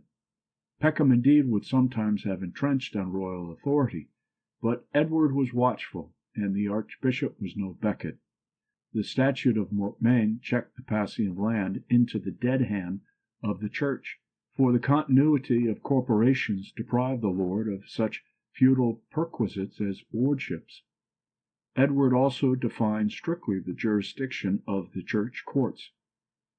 Edward's national policy had one other notable aspect. He was bent on the conquest of Wales and Scotland, anticipating a natural political union which was not to be achieved for another 3 centuries. Wales included the Marches, ruled by Norman lords, and what later became the Principality in the north, ruled by native princes. The Welsh Prince Llewellyn ab Gruffydd had supported Earl Simon, and had won Cardigan and Carmarthen. His power was so great that in 1267 Henry had recognized him officially as Prince of Wales. Success seems to have distorted his political vision, and he thought it possible to refuse homage to Edward, who therefore in 1277 invaded Wales and locked up Llewellyn's army in Snowdon. The Welsh prince was defeated, his southern conquests forfeited, and he himself reduced to a very close dependence on the English king, who for 5 years strove to impose the English system of government on the Principality. The Celtic customs died hard, and in 1282 a general rising stirred the land. David, Llewellyn's brother, who had submitted to Edward and received lands in the Marches, took part in it.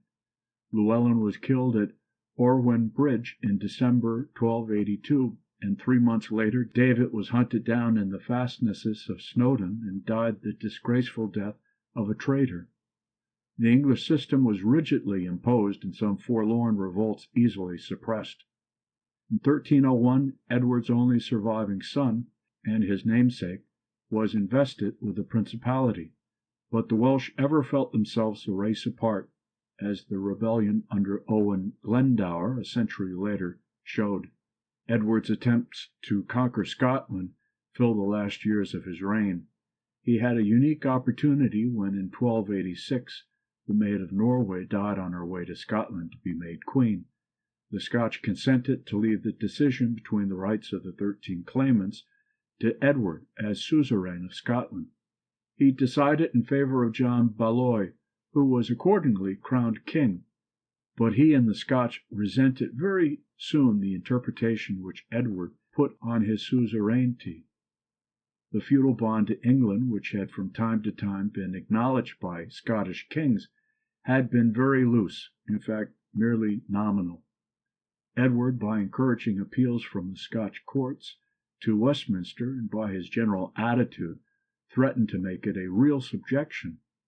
Balloy in 1295 made a league with the new king of France, Philippe IV, who, unlike his predecessor, was unfriendly to Edward, and had the year before tricked him out of his duchy of Guienne. With the grants made by the model parliament, Edward equipped himself for the invasion of Scotland. He carried all before him. The lords did him homage, and he deposed Balloy. He left a lieutenant to administer Scotch law, but on the startling news of the successful revolt of the Scotch under William Wallace, a Renfrewshire knight, Edward invaded Scotland a second time, and won the battle of Falkirk by the tactics dating from Hastings of combining a cavalry attack with showers of arrows. But Edward could not follow up his victory through distractions elsewhere. In 1299, his first wife Eleanor, and mother of 13 of his children, having died 9 years before, he married for political convenience the French king's sister, and so got Gascony back again.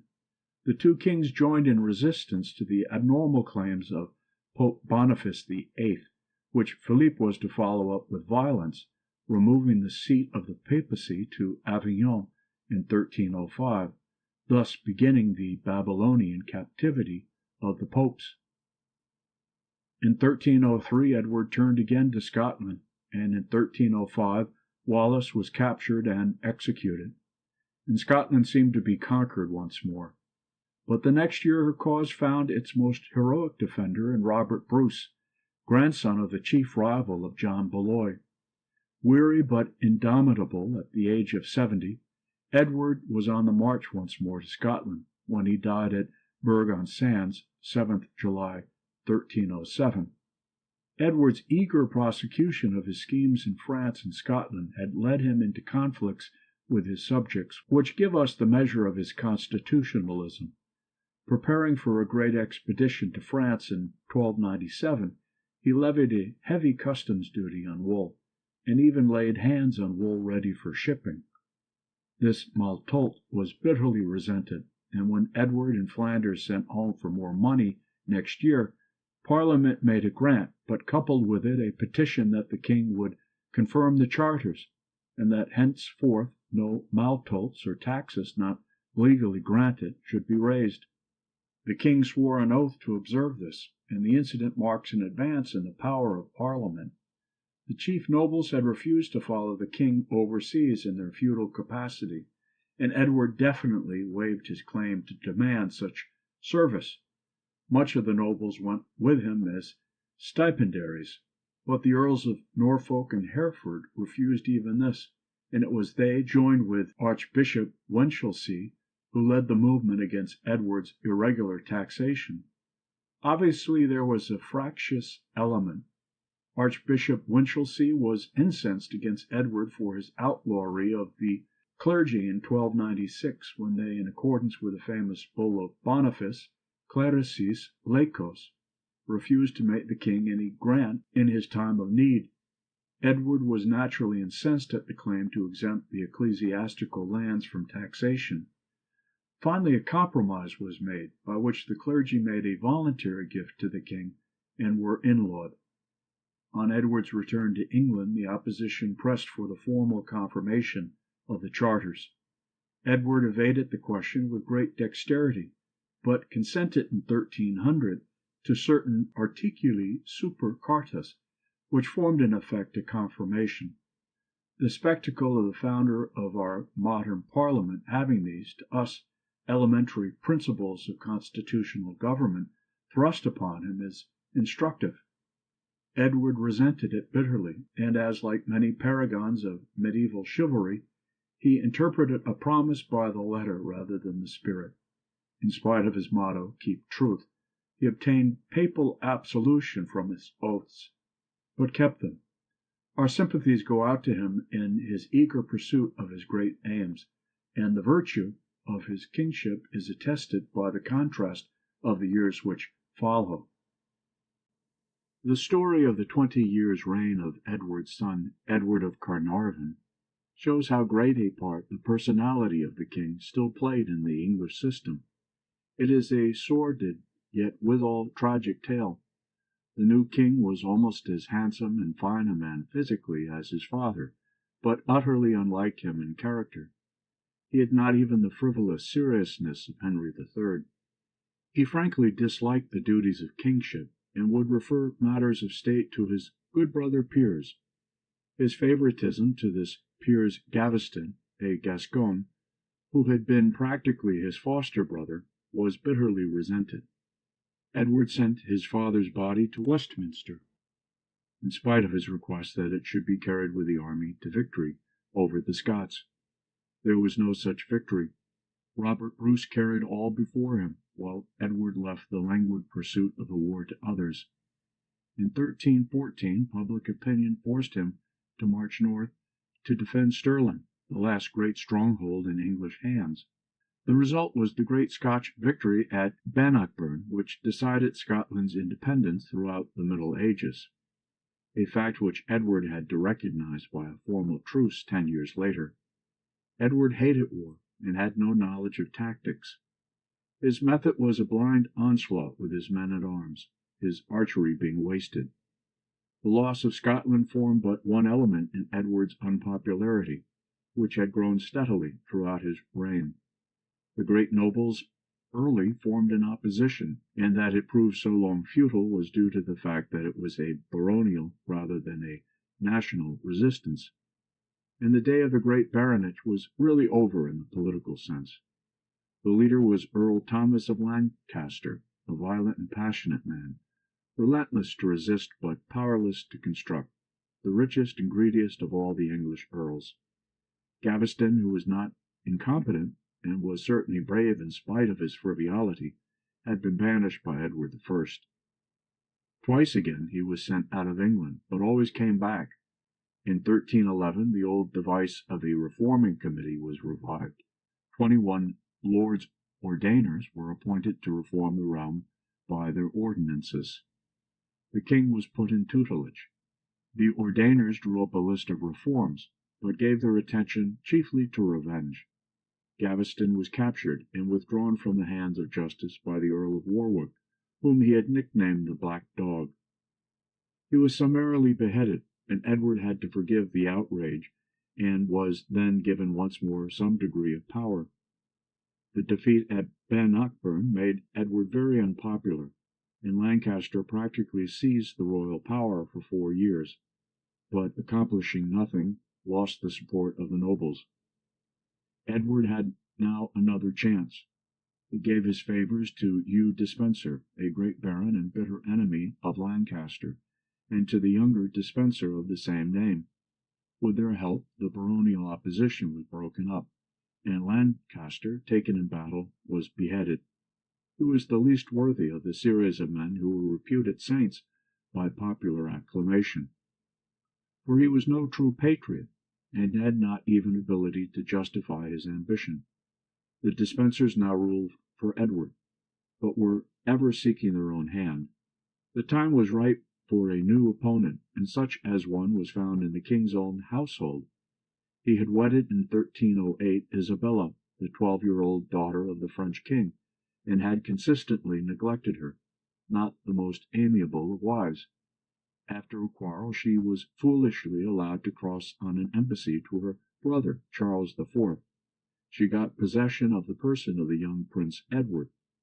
She was joined by Roger Mortimer, a friend of Earl Thomas, and her secret paramour. With an army they landed in England, and the baronage rallied to them. The 2 Despensers fled, but were caught and executed. Edward was forced to abdicate in favour of his son on the 20th of January, 1327, and some months later was foully done to death in his prison at Berkeley Castle.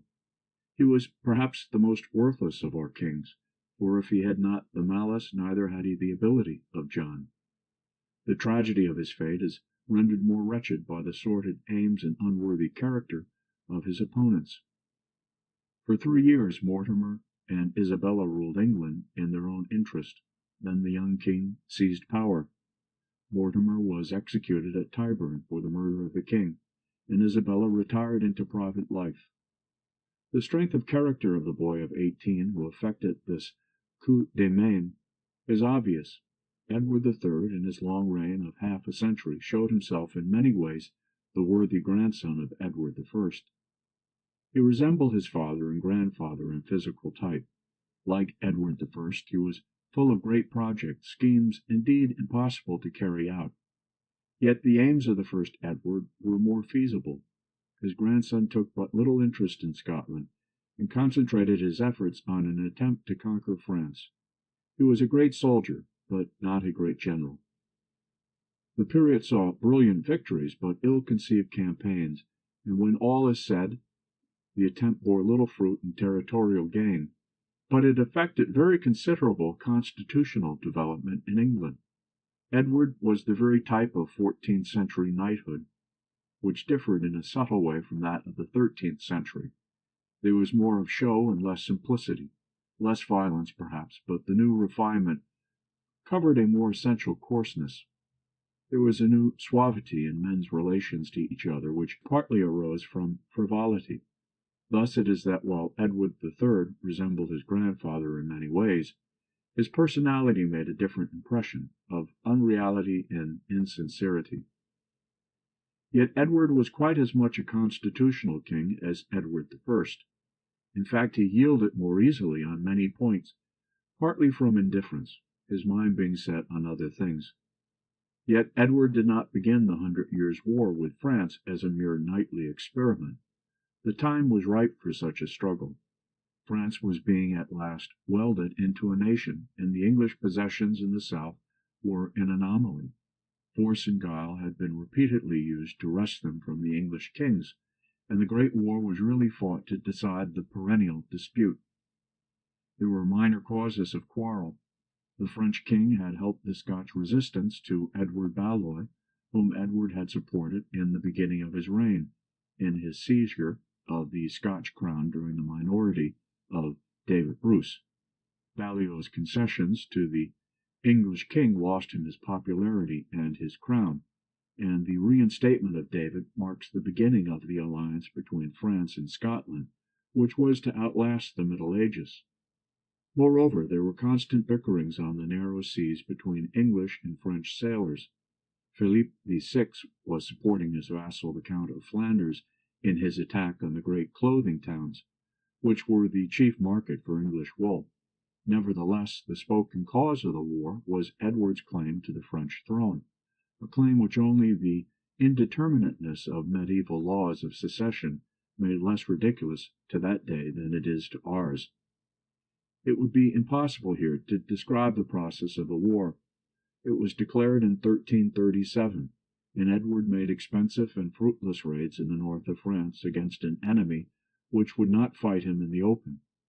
In 1340 the English won a great naval battle at Sluys, the French fleet which had been prepared to invade England being annihilated. The fight was one of the steps in the building up of England's great naval tradition, but the battle was fought as a land battle, the ships grappling and the men engaging in hand-to-hand fight. French opposition by sea was nullified for 20 years. A dispute over the Breton succession gave Edward another foothold in France, but it was not till 1346, when he abandoned allied troops and led an English army into the very heart of France, that he achieved success. Marching on Paris, he was intercepted by the French king at Crécy, and won a brilliant victory by the tactics which became traditional, the combination of men-at-arms on foot with longbow archers. It was a democratic formation, and it became traditionally successful against the heavy and immobile aristocratic cavalry of France. It was symbolical of the national development which England had achieved in contrast with the feudalism which still dominated society in France. Calais was captured before the end of the campaign, and the next few years were marked by a series of truces. In 1355, Edward's eldest son, the Black Prince, who had won his spurs at Crécy, made a great raid through Languedoc, and in the next autumn led an army ravaging towards the Loire. He was met at Poitiers by an army under the new French King John. The French seem to have made an attempt to copy the English tactics, but their armies were incorrigibly aristocratic. The English won a great victory, and King John was taken prisoner. With the truce theatrically of the 14th century knight, the prince waited personally on him at table. King John came in honorable bondage to England, and though he went back once to France when it was seen that she could not raise his ransom, he came back again and died a prisoner. The mere sketch of the war can give no idea of the misery it brought to France, full of revolt and unrest. The effects of the Black Death, felt all over Europe, were aggravated there by the ravages of the Englishman and all the miseries which war brings. In 1360, by the Peace of Brittany, Edward, who never meant his claim to the throne to be taken seriously, formally renounced it, but the Duchy of Aquitaine, in its largest interpretation, equal to half of France south of the Loire, was formally yielded up to him, as well as Calais.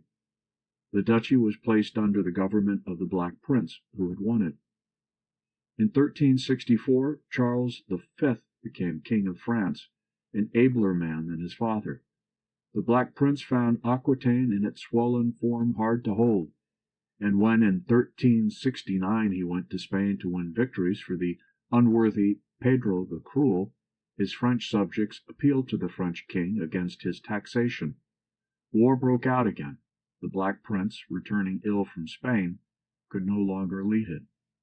He strove, however, in the south, while John of Gaunt, his younger brother, repeated Edward's earlier raiding policy in the north. In 1370, the Black Prince stained his record by sacking Limoges, the chief town of the small district he had reconquered. It was a characteristic act of medieval cruelty, motivated by ungovernable passion. He returned incapacitated to England and died in 1377. His father had fallen into decrepitude, old like many medievals at 60. During the next 5 years, England lost all she had won in France. The year 1375 found the victor of Crécy suing for peace. He claimed a truce. Meanwhile, depressed and broken in body and spirit, Edward had fallen on evil days at home. His reign had seen a steady development in the power of the commons, for Edward had needed immense funds, and this was always the nation's opportunity. It was becoming increasingly difficult for the king to live of his own, as expenses increased. Feudal aids were dwindling, and the profits from the royal domain and royal justice were inadequate. The king had the ancient customs and tried by separate negotiations with the merchants to extend his profits in this direction. In 1340, Edward conceded that no charge or aid should be imposed henceforth without the consent of Parliament. Twice later, Parliament checked the growth of indirect taxation by forbidding any charge to be set upon wool without its consent. Moreover, under Edward, all evasiveness in meeting the Parliament's petitions was made impossible. They took the form of bills to which the king must answer definitely with consent or refusal. A certain advance was made in the direction of appropriation of supplies when money was definitely granted for the pursuance of the French war. Edward even conceded to Parliament the right to audit the national accounts, though this concession was made in the spirit of much of his compliance and became a dead letter. The control of Parliament over the executive hardly existed, though in the criticisms of the good Parliament at the end of the reign, a beginning was made even here. The Commons seem to have been genuinely loath to give advice on foreign policy, and even when consulted excused themselves as too simple and ignorant to give counsel on such. The last few years of the reign, when Edward had fallen into senile decay, saw much corruption and maladministration. Two parties opposed each other in the state. The quarrel partook of the nature of a family dispute, but had some of the notes of a constitutional struggle. The chief man who had power with the king was his son John of Gaunt, Earl of Lancaster. The chief woman was Alice Perrers, a mistress of a low type. Queen Philippa had died in 1369. Many motives combined towards the unpopularity of John of Gaunt. There was the failure of the French war, which he could not help. He was hated by the churchmen, for he was tainted, if not with a new heresy which was filling men's minds with wonder, certainly with anti-clericalism. He had caused the dismissal of the king's clerical ministers in 1371, and William of Wykenham, Bishop of Winchester, the famous patron of learning who had been chancellor, was one of his chief opponents. John of Gaunt was not a bad man, but he was ambitious beyond his abilities, and he had certainly given countenance to the unworthy dependents who surrounded Edward. The opposition to his influence came to a head in the Good Parliament of 1376. It had the support of the Black Prince, who died while it was in session. It presented 140 petitions, and though none of its work was put into permanent form, the claims it put forward remain on record and formed a valuable precedent. It fell back on the old device of appointing a council of supervision. The court was cleared of the worthless favourites, but next year John of Gaunt was able to pack a parliament through the sheriffs. He had already, by royal edict, declared the acts of the previous parliament null and void. He had even brought Alice Perrers back, and she was there to steal the jewels from the corpse of Edward ere it was cold. The king died on the 21st of June, 1377. The minority of Richard II, the Black Prince's son, reads almost like a chapter out of the last years of Edward's life. After a brief period of retirement, John of Gaunt had chief influence in the state. The government was weak, taxation was heavy, the French were harrying the very coast of England, yet pride forbade a peace. Forces which had been at work all through the century now exploded. The 14th century, in its social, economic, and in a minor degree its religious life, presents a deep contrast to the centuries which had gone before. The passivity which had marked the lower strata of the population gave place to a new self-consciousness which is almost modern. Indeed, the age is full of anticipations of modern things, though these must not be overemphasized. Much which arrests the attention of the historian was but transitory, and there was indeed less of this spurious modernity in the next century, when the medieval system was indeed fast breaking up. The notes of the new unrest are the social and economic agitations partly resultant on the recurrent visitations of the Black Death, and linked with the incipient forces of heresy in religion represented by John Wycliffe and his followers. The Black or Foul Death was a plague which 3 times in this century swept over Europe from the east, decimating populations and causing untold misery to an age which had no sanitary science. It came to England in 1349, 1361, and 1369. The mysterious scourge had created almost as deep an impression on posterity as on its own age, but it is not so much a determining as an arresting factor in English economic history. It has been estimated that it swept away half the English population, which the most generous computation estimates at 5 millions, and the most grudging at 2.5, so that even on the more liberal estimate, the whole population of England did not equal that of London today. It has been estimated that the population of a large borough in the Middle Ages would be from 500 to 1,000 all told. The immediate and obvious consequence of the plague was a scarcity of labor. Corn ripened and rotted for want of reapers, and a general depression threatened the landowners. Tradition used to tell how these strove to undo a process which had been going on, and in fact was almost completed before the visitation, the commutation of feudal service for money payment. In fact, this process had been going on, but was far from completed. With the depletion of the laborers, labor was now becoming more valuable than money, but the evidence goes to show that it was the villein rather than the lord who was the innovator in the economic disputes of the period. It is hardly thinkable that the landowners could attempt to revive obsolete rights. On the other hand, the great demand for his labor must have compelled the villein irresistibly to push further the system of commutation. Moreover, the class of paid laborers, which had grown up as a natural corollary to commutation, demanded higher wages as the market widened.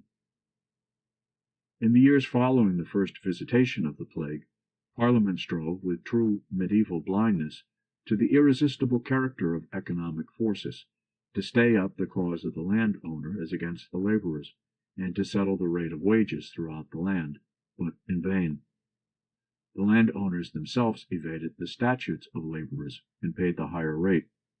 The process of commutation was hastened rather than retarded, for a lord would sometimes commute labor service so as to keep the villein on his holding, for one effect of the century's unrest was to make the population more mobile. The Black Death really gave a further impetus to forces already at work, and the disorganization aided in the growth of the new self-consciousness which marked the times. Apart from the actual physical misery of sickness, the trading and laboring classes profited rather than suffered, the former by a general rise in prices, the latter by the rise in wages. The real sufferers were the landowners, who now tended to abandon the old system of farming, their demesnes, through bailiffs, and let portions out to tenant farmers, who became the common type of the agricultural population. Thus feudalism, which had been practically eliminated from political life, became an attenuated element in the economic structure. Nevertheless, the age was full of discontent.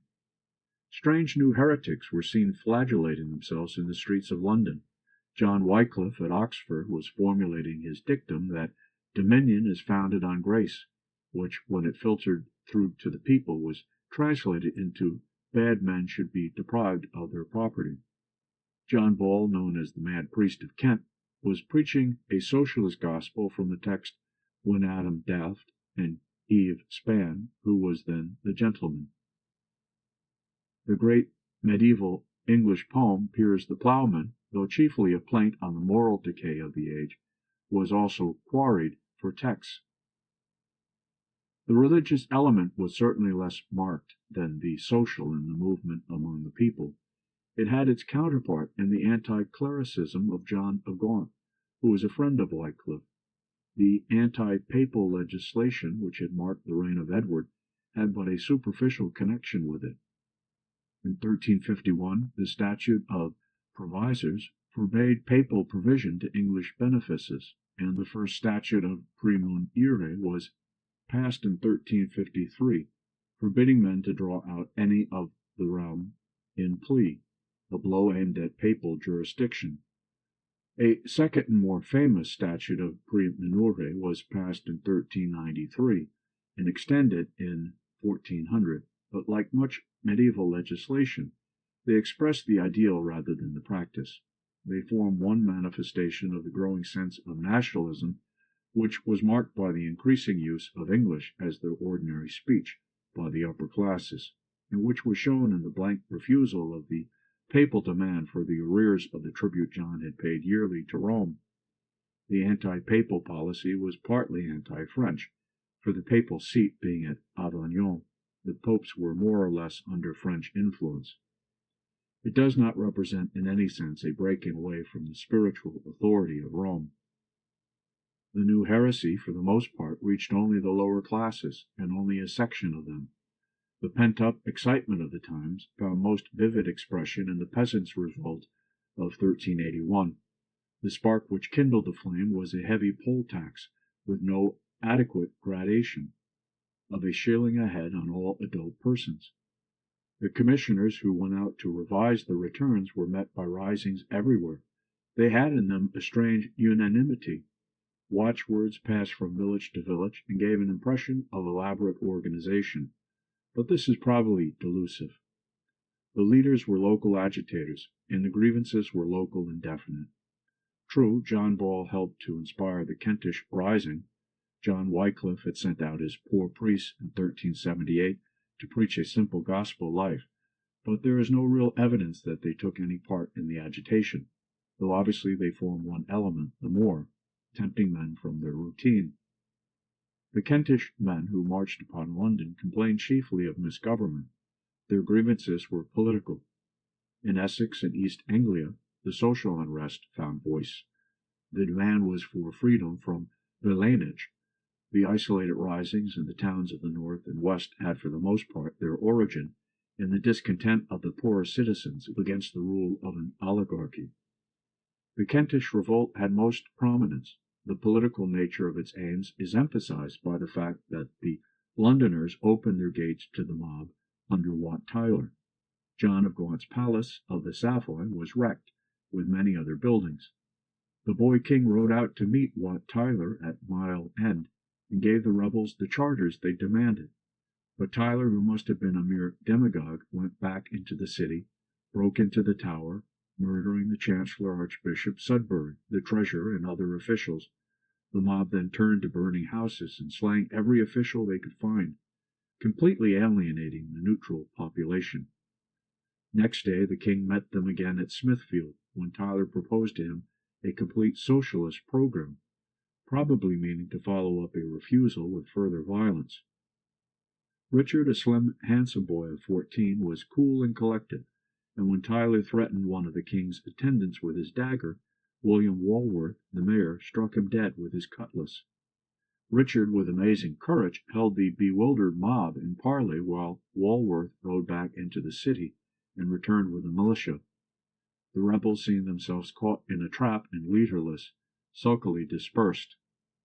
An army marched through Essex, and the rebels melted away. Many leaders were hanged, John Ball among the number. Parliament declared the king's charters null and void, laying stress on the necessity of parliamentary consent to render them valid. The revolt is one of the most picturesque incidents in the Middle Ages, but its importance as a historical factor has been exaggerated.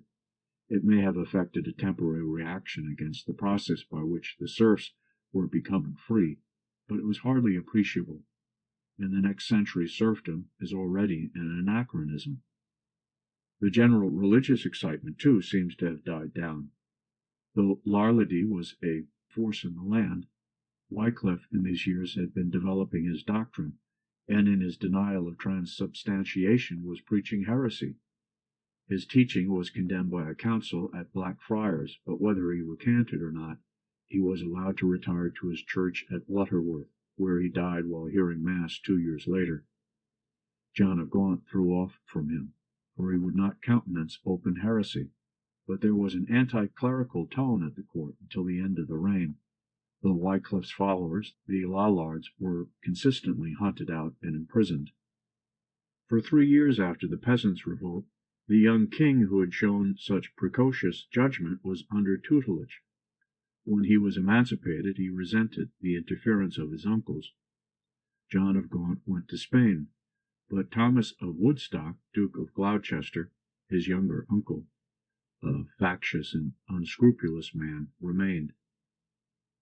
Richard's complete confidence in Michael de la Pole, later made Earl of Suffolk, and the young noble Robert de Vere, who became Duke of Ireland, was resented. One was a wise, and neither were bad men, but Richard was extravagant in the honours he heaped upon them. He was lavish, too, in his expenditure, and petulant, and resentful of interference.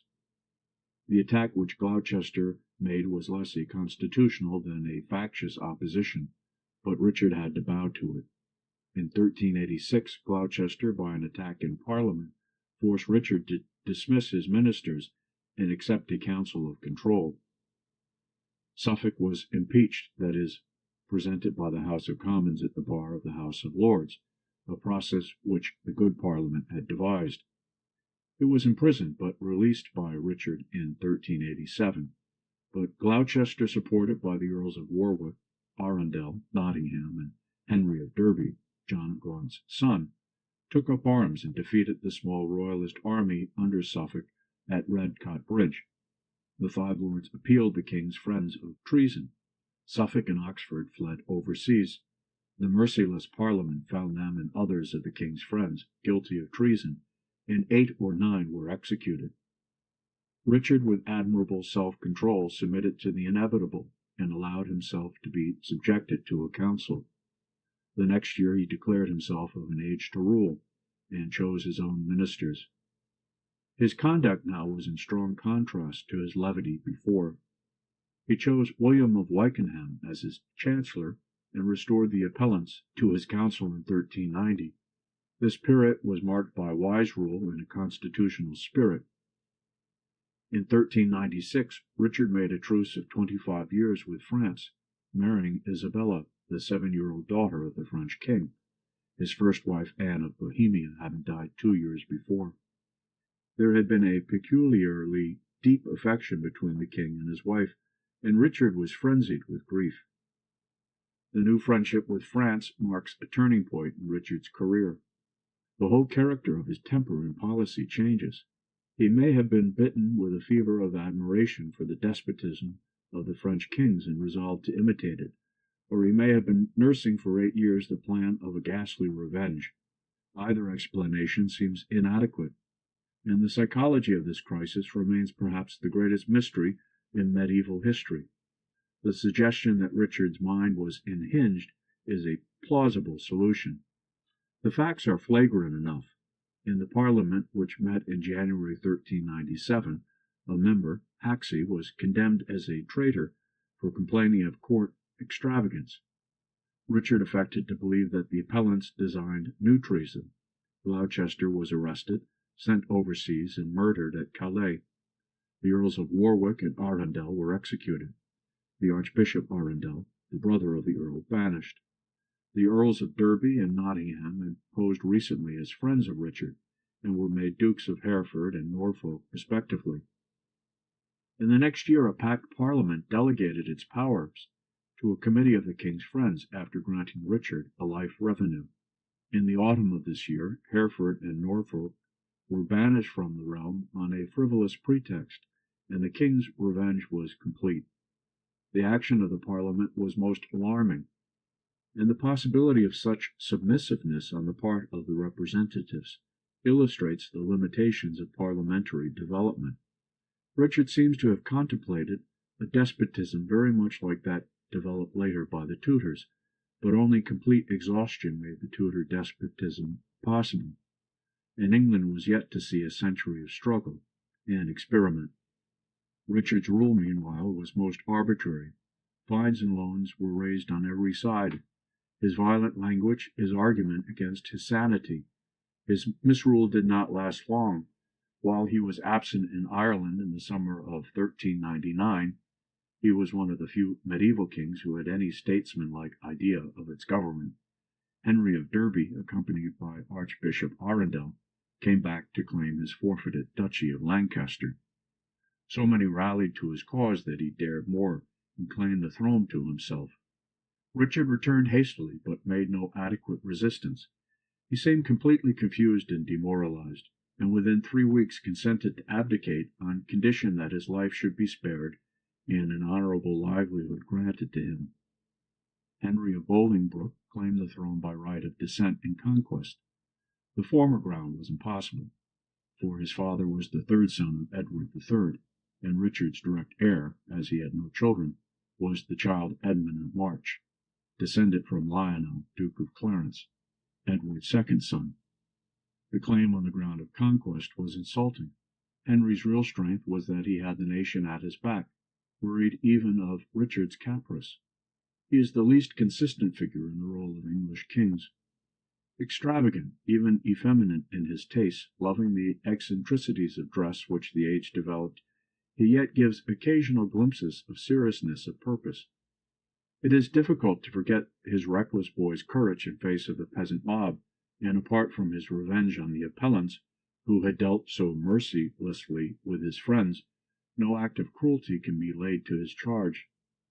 The pusillanimity of his abdication is almost redeemed by his dignified conviction that he could not put off the ghostly honour of the royal anointing.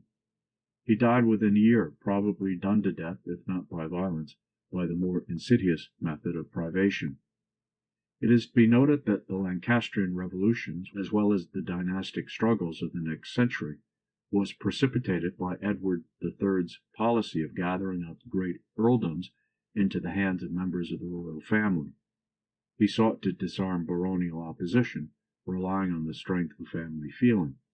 He was utterly mistaken. The struggles of the 15th century were chiefly in the nature of a family quarrel. Richard was the first victim of the mistake. With the accession of Henry IV begins a new period, separated by marked differences from the 14th century. If the story of that century has loomed in sombre colours, it must be remembered that it had other aspects. Against the melancholy plaints of the authors or authors of Piers the Plowman must be set the more perfect poetry of Chaucer, with its new joyousness and humour, which must have had its counterpart somewhere in the national life. The 15th century exhibits the worst aspects of the medieval system. Something of idealism redeems the cruelty of the previous centuries, but the new century was marked by a new jealousy and coarseness. The age wears itself out in faction fights, in which each man seeks his own hand. The second part of the 100 Years' War arose not from the national impulses, which form one element in the first part, but as a device of a king hard pressed at home, anxious to dazzle opponents by his military prowess. It was an age of spurious romance. It achieved the spurious forms of a constitutionalism, which broke down before an equally hollow revivalism of feudalism. It had no genuine literature, but only imitations. Even the flow of Latin chronicles stopped short. Dress was no less splendid than in the previous age, but female dress at least degenerated in design. The time produced a characteristic architecture, beautiful at its best, but with a tendency to overemphasize detail. The chief mark which the incipient Renaissance made on England was an approximation to the violence which characterized the Italian politics of the time. Torture was now first used as part of a legal process, whereas in the true Middle Ages a scrupulous delicacy had forborne to fetter an accused man in court, lest this should undermine his self-possession. There were, it is true, side currents towards better things. In 1477, William Caxton set up his printing press in Westminster Sanctuary and produced laboriously beautiful editions of English and Latin works. Yet chief among his patrons was that John Tiptoft, Earl of Worcester, who as constable under Edward IV. Earned a monstrous reputation for the ruthless doing to death of his political enemies by an unprecedented application of the principles of Roman law, which he had learnt at Padua. Besides the suppression of heresy in the earlier period, there is little to relate of church history. Corporations grew rich, and though new monasteries were established, the tendency was rather towards the foundation of schools and colleges. This quiet and religious life was perhaps not altogether a bad sign, and it finds its parallel in that of the people as apart from the nobles. Trade flourished, and the agricultural population was flourishing. It is only the upper classes which have a history. The age is full of incident, but it is a repetition of incident, and its history is best briefly told in the summary of the tendencies which the details merely serve to illustrate. Henry IV. came to the throne as a parliamentary sovereign, and he reigned as the slave of an assembly which had degenerated in its spirit and policy. Henry had great need of funds to quell the opposition which met his rule on every side. The Welsh and Scots were against him. In Wales, Owen Glendower still held out at Henry's death. The Percys beat the Scotch for him at Hamilton Hill, and then the king himself had to subdue them. The Orleanists in France invaded Guyenne, ostensibly on Richard's behalf. Henry raised expeditions to face all this opposition, but Parliament refused to make adequate supplies, and hampered the king so that he could not give the kingdom that good governance which was the crying need of this century. It is difficult to feel any enthusiasm for the parliamentary victories of the period for this very reason. The Assembly won rights of control, while what was really needed was a strong executive. The tale, however, must be told, and the principles which Parliament vindicated had their value as precedents in an age which was ripe for their application. Henry was forced to nominate his council in Parliament, and to agree to appropriation of supplies and audit of accounts. Another aspect of the reign was the emphasis of orthodoxy. Archbishop Arundel had helped Henry to win the crown, and in 1401 the statute De Haeretetico Comparendo was passed, which made death by fire the penalty for obstinate heresy. The first to suffer was William Sauter, a Lollard priest of London, and several clerics and laymen were burnt during the reign. Yet the king had allowed the summary execution of Archbishop Scrope, who had taken part in the Northern Rising. The last years of Henry's reign were more secure, but he was dying of leprosy. His son, Prince Henry, it was said, had designs on his crown. The court was divided by faction, involving no principle. Henry died in March 1413, having drawn little satisfaction from the crown which he had won so questionably. It is hard to feel any sympathy with him. He seems to typify the sordid aspects of the age, and even its spurious graces. The King of 25, who ascended the English throne as Henry V in 1413, has been pictured for us by an inimitable hand as the type of ideal manhood, but history does not seal the verdict. Noted for his lightness and loose living as a prince, on the day of his father's death he put these things away. He was genuinely religious in a narrow way, and he regarded his kingship as a sacred charge. Within his lights he never sullied it, but his very righteousness is irritating because of his narrow vision and his crude assumptions. He was not sordid, but this was the shallowest of idealisms. He was already in a stronger position than his father, and his first Parliament made him a generous grant. It and the nation generally were enthusiastic for the French war, which Henry was to renew. His orthodoxy, too, was pleasing to the nation.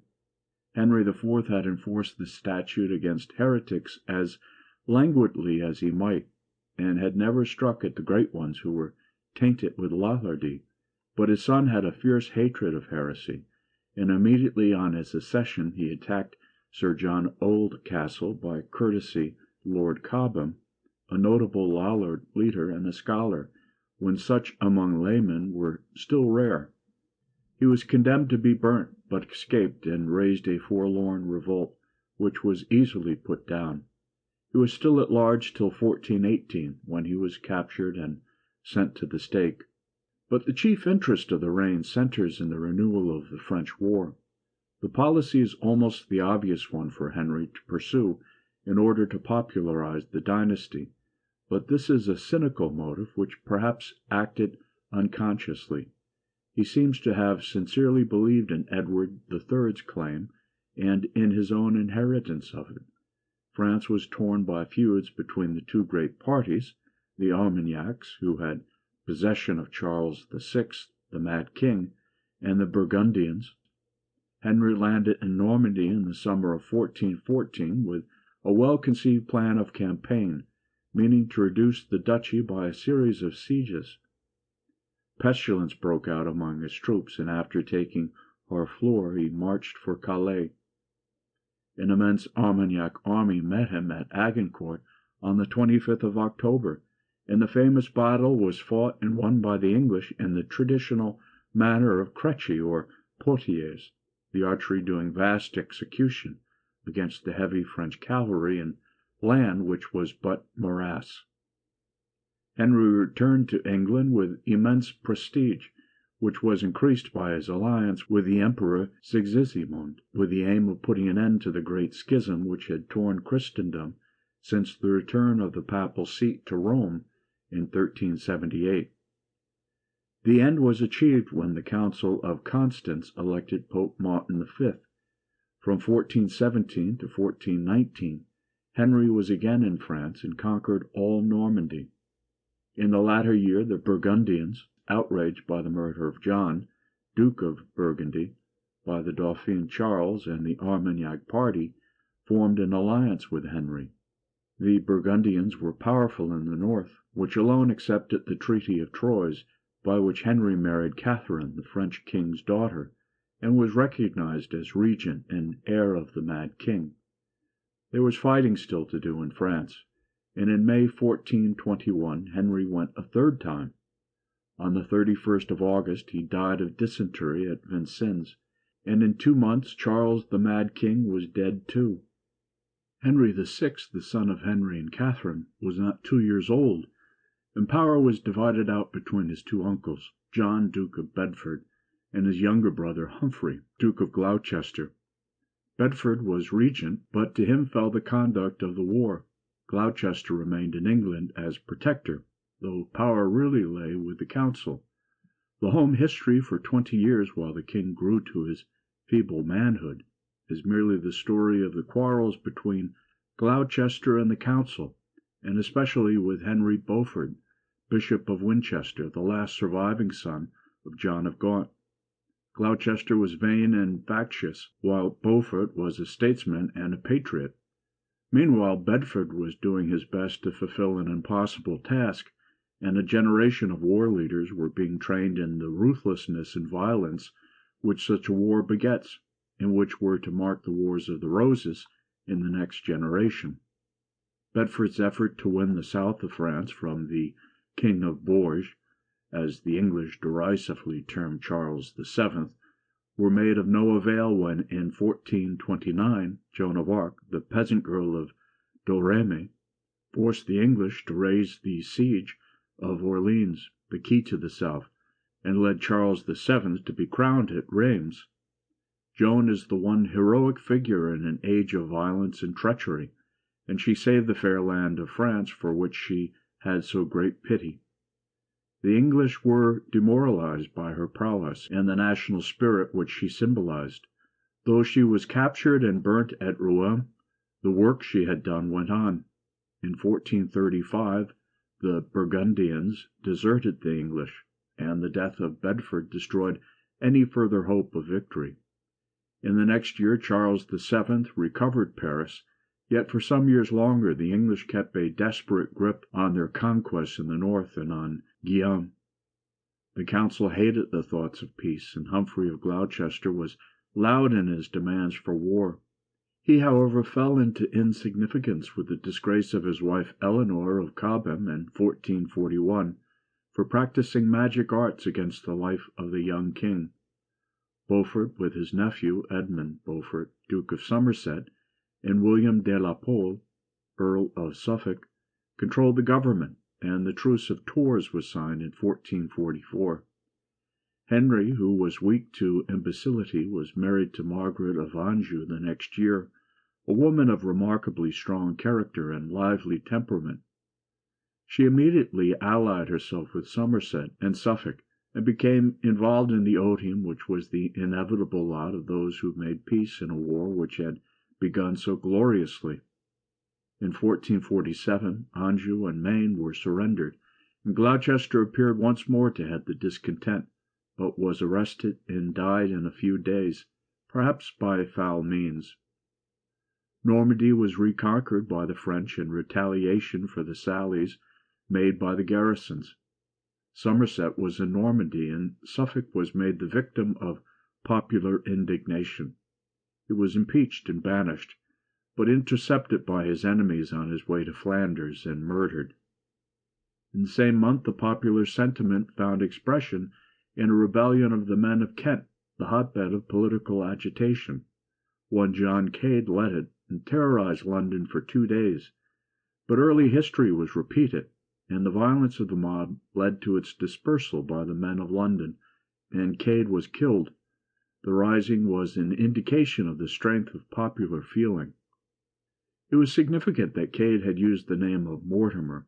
The real representative of that house, Richard, Duke of York, was Lieutenant of Ireland, but left his post and arrived in England in 1450 when Somerset came back from France. York assumed the position of leader of the opposition to the weak government of the court party, which went rapidly from bad to worse. Henry gave and spent without counting, and the want of good governance at home aggravated the sense of disaster abroad. In 1453, Guienne was won by the French, and nothing remained of the territory for which Englishmen had fought for a century but Calais. In the same year Henry went mad, and at last Margaret bore him a son, Edward. Parliament made Richard protector of the realm, and Somerset was impeached and sent to the Tower. Richard was occupying his natural position, and there is no evidence that he aimed at the throne, though the weakness of the Lancastrian rule must have tempted reflections on his superior rights by descent from Lionel, Duke of Clarence. Richard seems to have been genuinely anxious for good governance, and from one point of view the coming struggle is that of constitutionalism against misrule.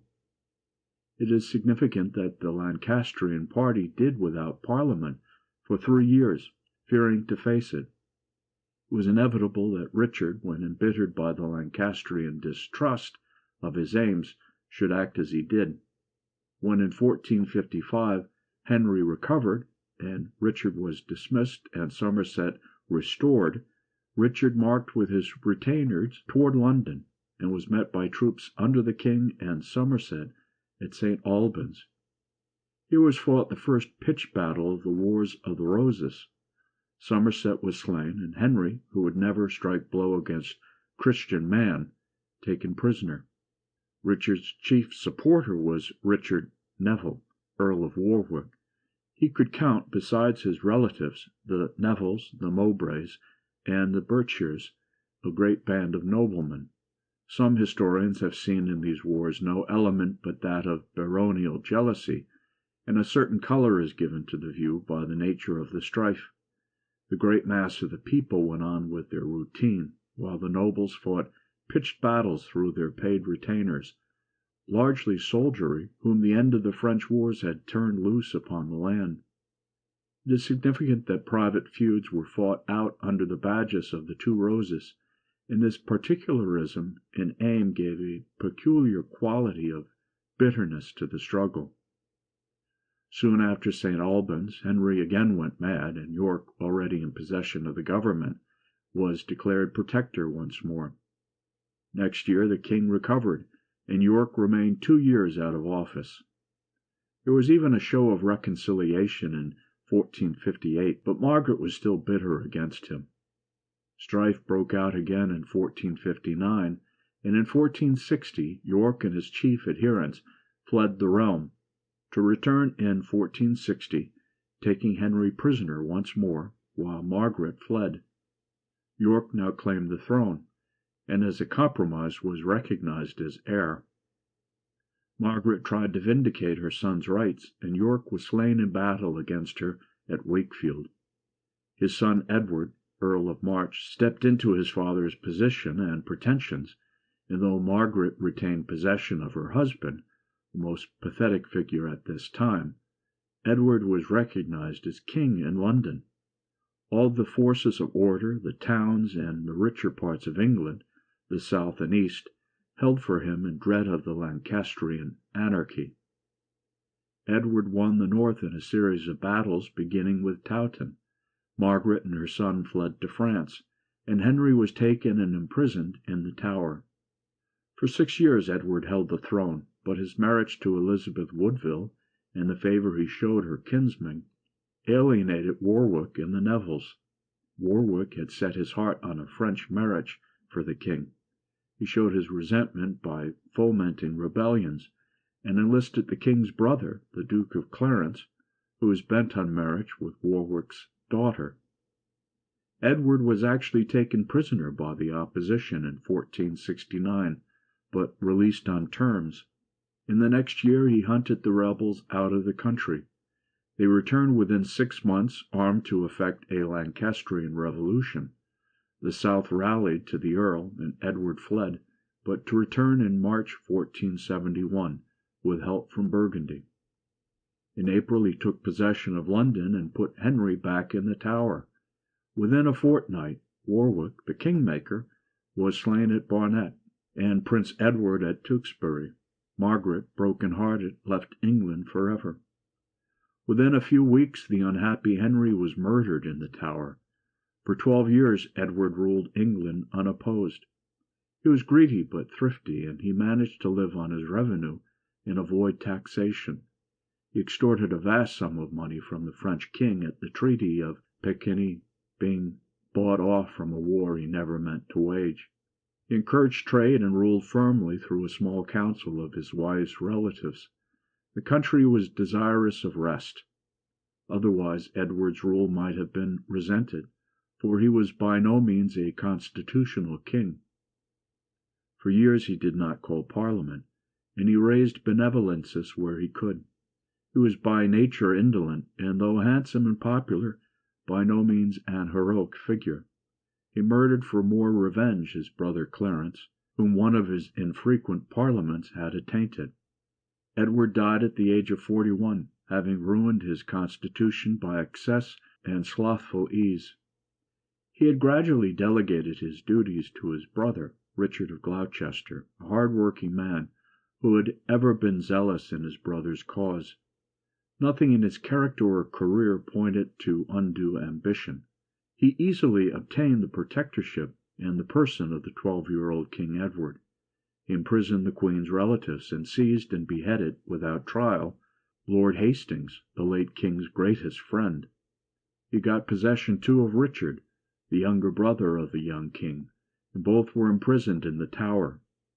He had himself crowned King of England, declaring his brother's children bastards. They were murdered within a month. Richard posed as a constitutional king, and he counted on the support of a nation which he knew now dreaded civil war before all things. But his crimes were too flagrant even for the England of that day. He suppressed the rebellion of Buckingham, his chief supporter, who, shocked by the murder of the princess, raised a revolt and was executed, but all men were disgusted at the monstrous nature of Richard's crimes. As his wife, Anne Neville, lay dying, it was rumoured that he was already scheming to marry his niece Elizabeth, sister of the princess whom he had murdered. She was destined to be the bride of the man who overthrew him. It was inevitable that Henry, Earl of Richmond, the only representative of the House of Lancaster, should make a bid for the throne of England. It was in his name that Buckingham rose in 1483. He was the son of Margaret Beaufort and Edmund Tudor. Yorkist and Lancastrian exiles rallied to his banner as he prepared for the invasion of England. He landed on the 1st of August at Milford Haven, and 3 weeks later slew Richard on Bosworth Field. The Stanleys, who had deserted Richard on the field, crowned Henry Tudor with the crown of the fallen king, and so fittingly ended the final drama in the history of medieval England.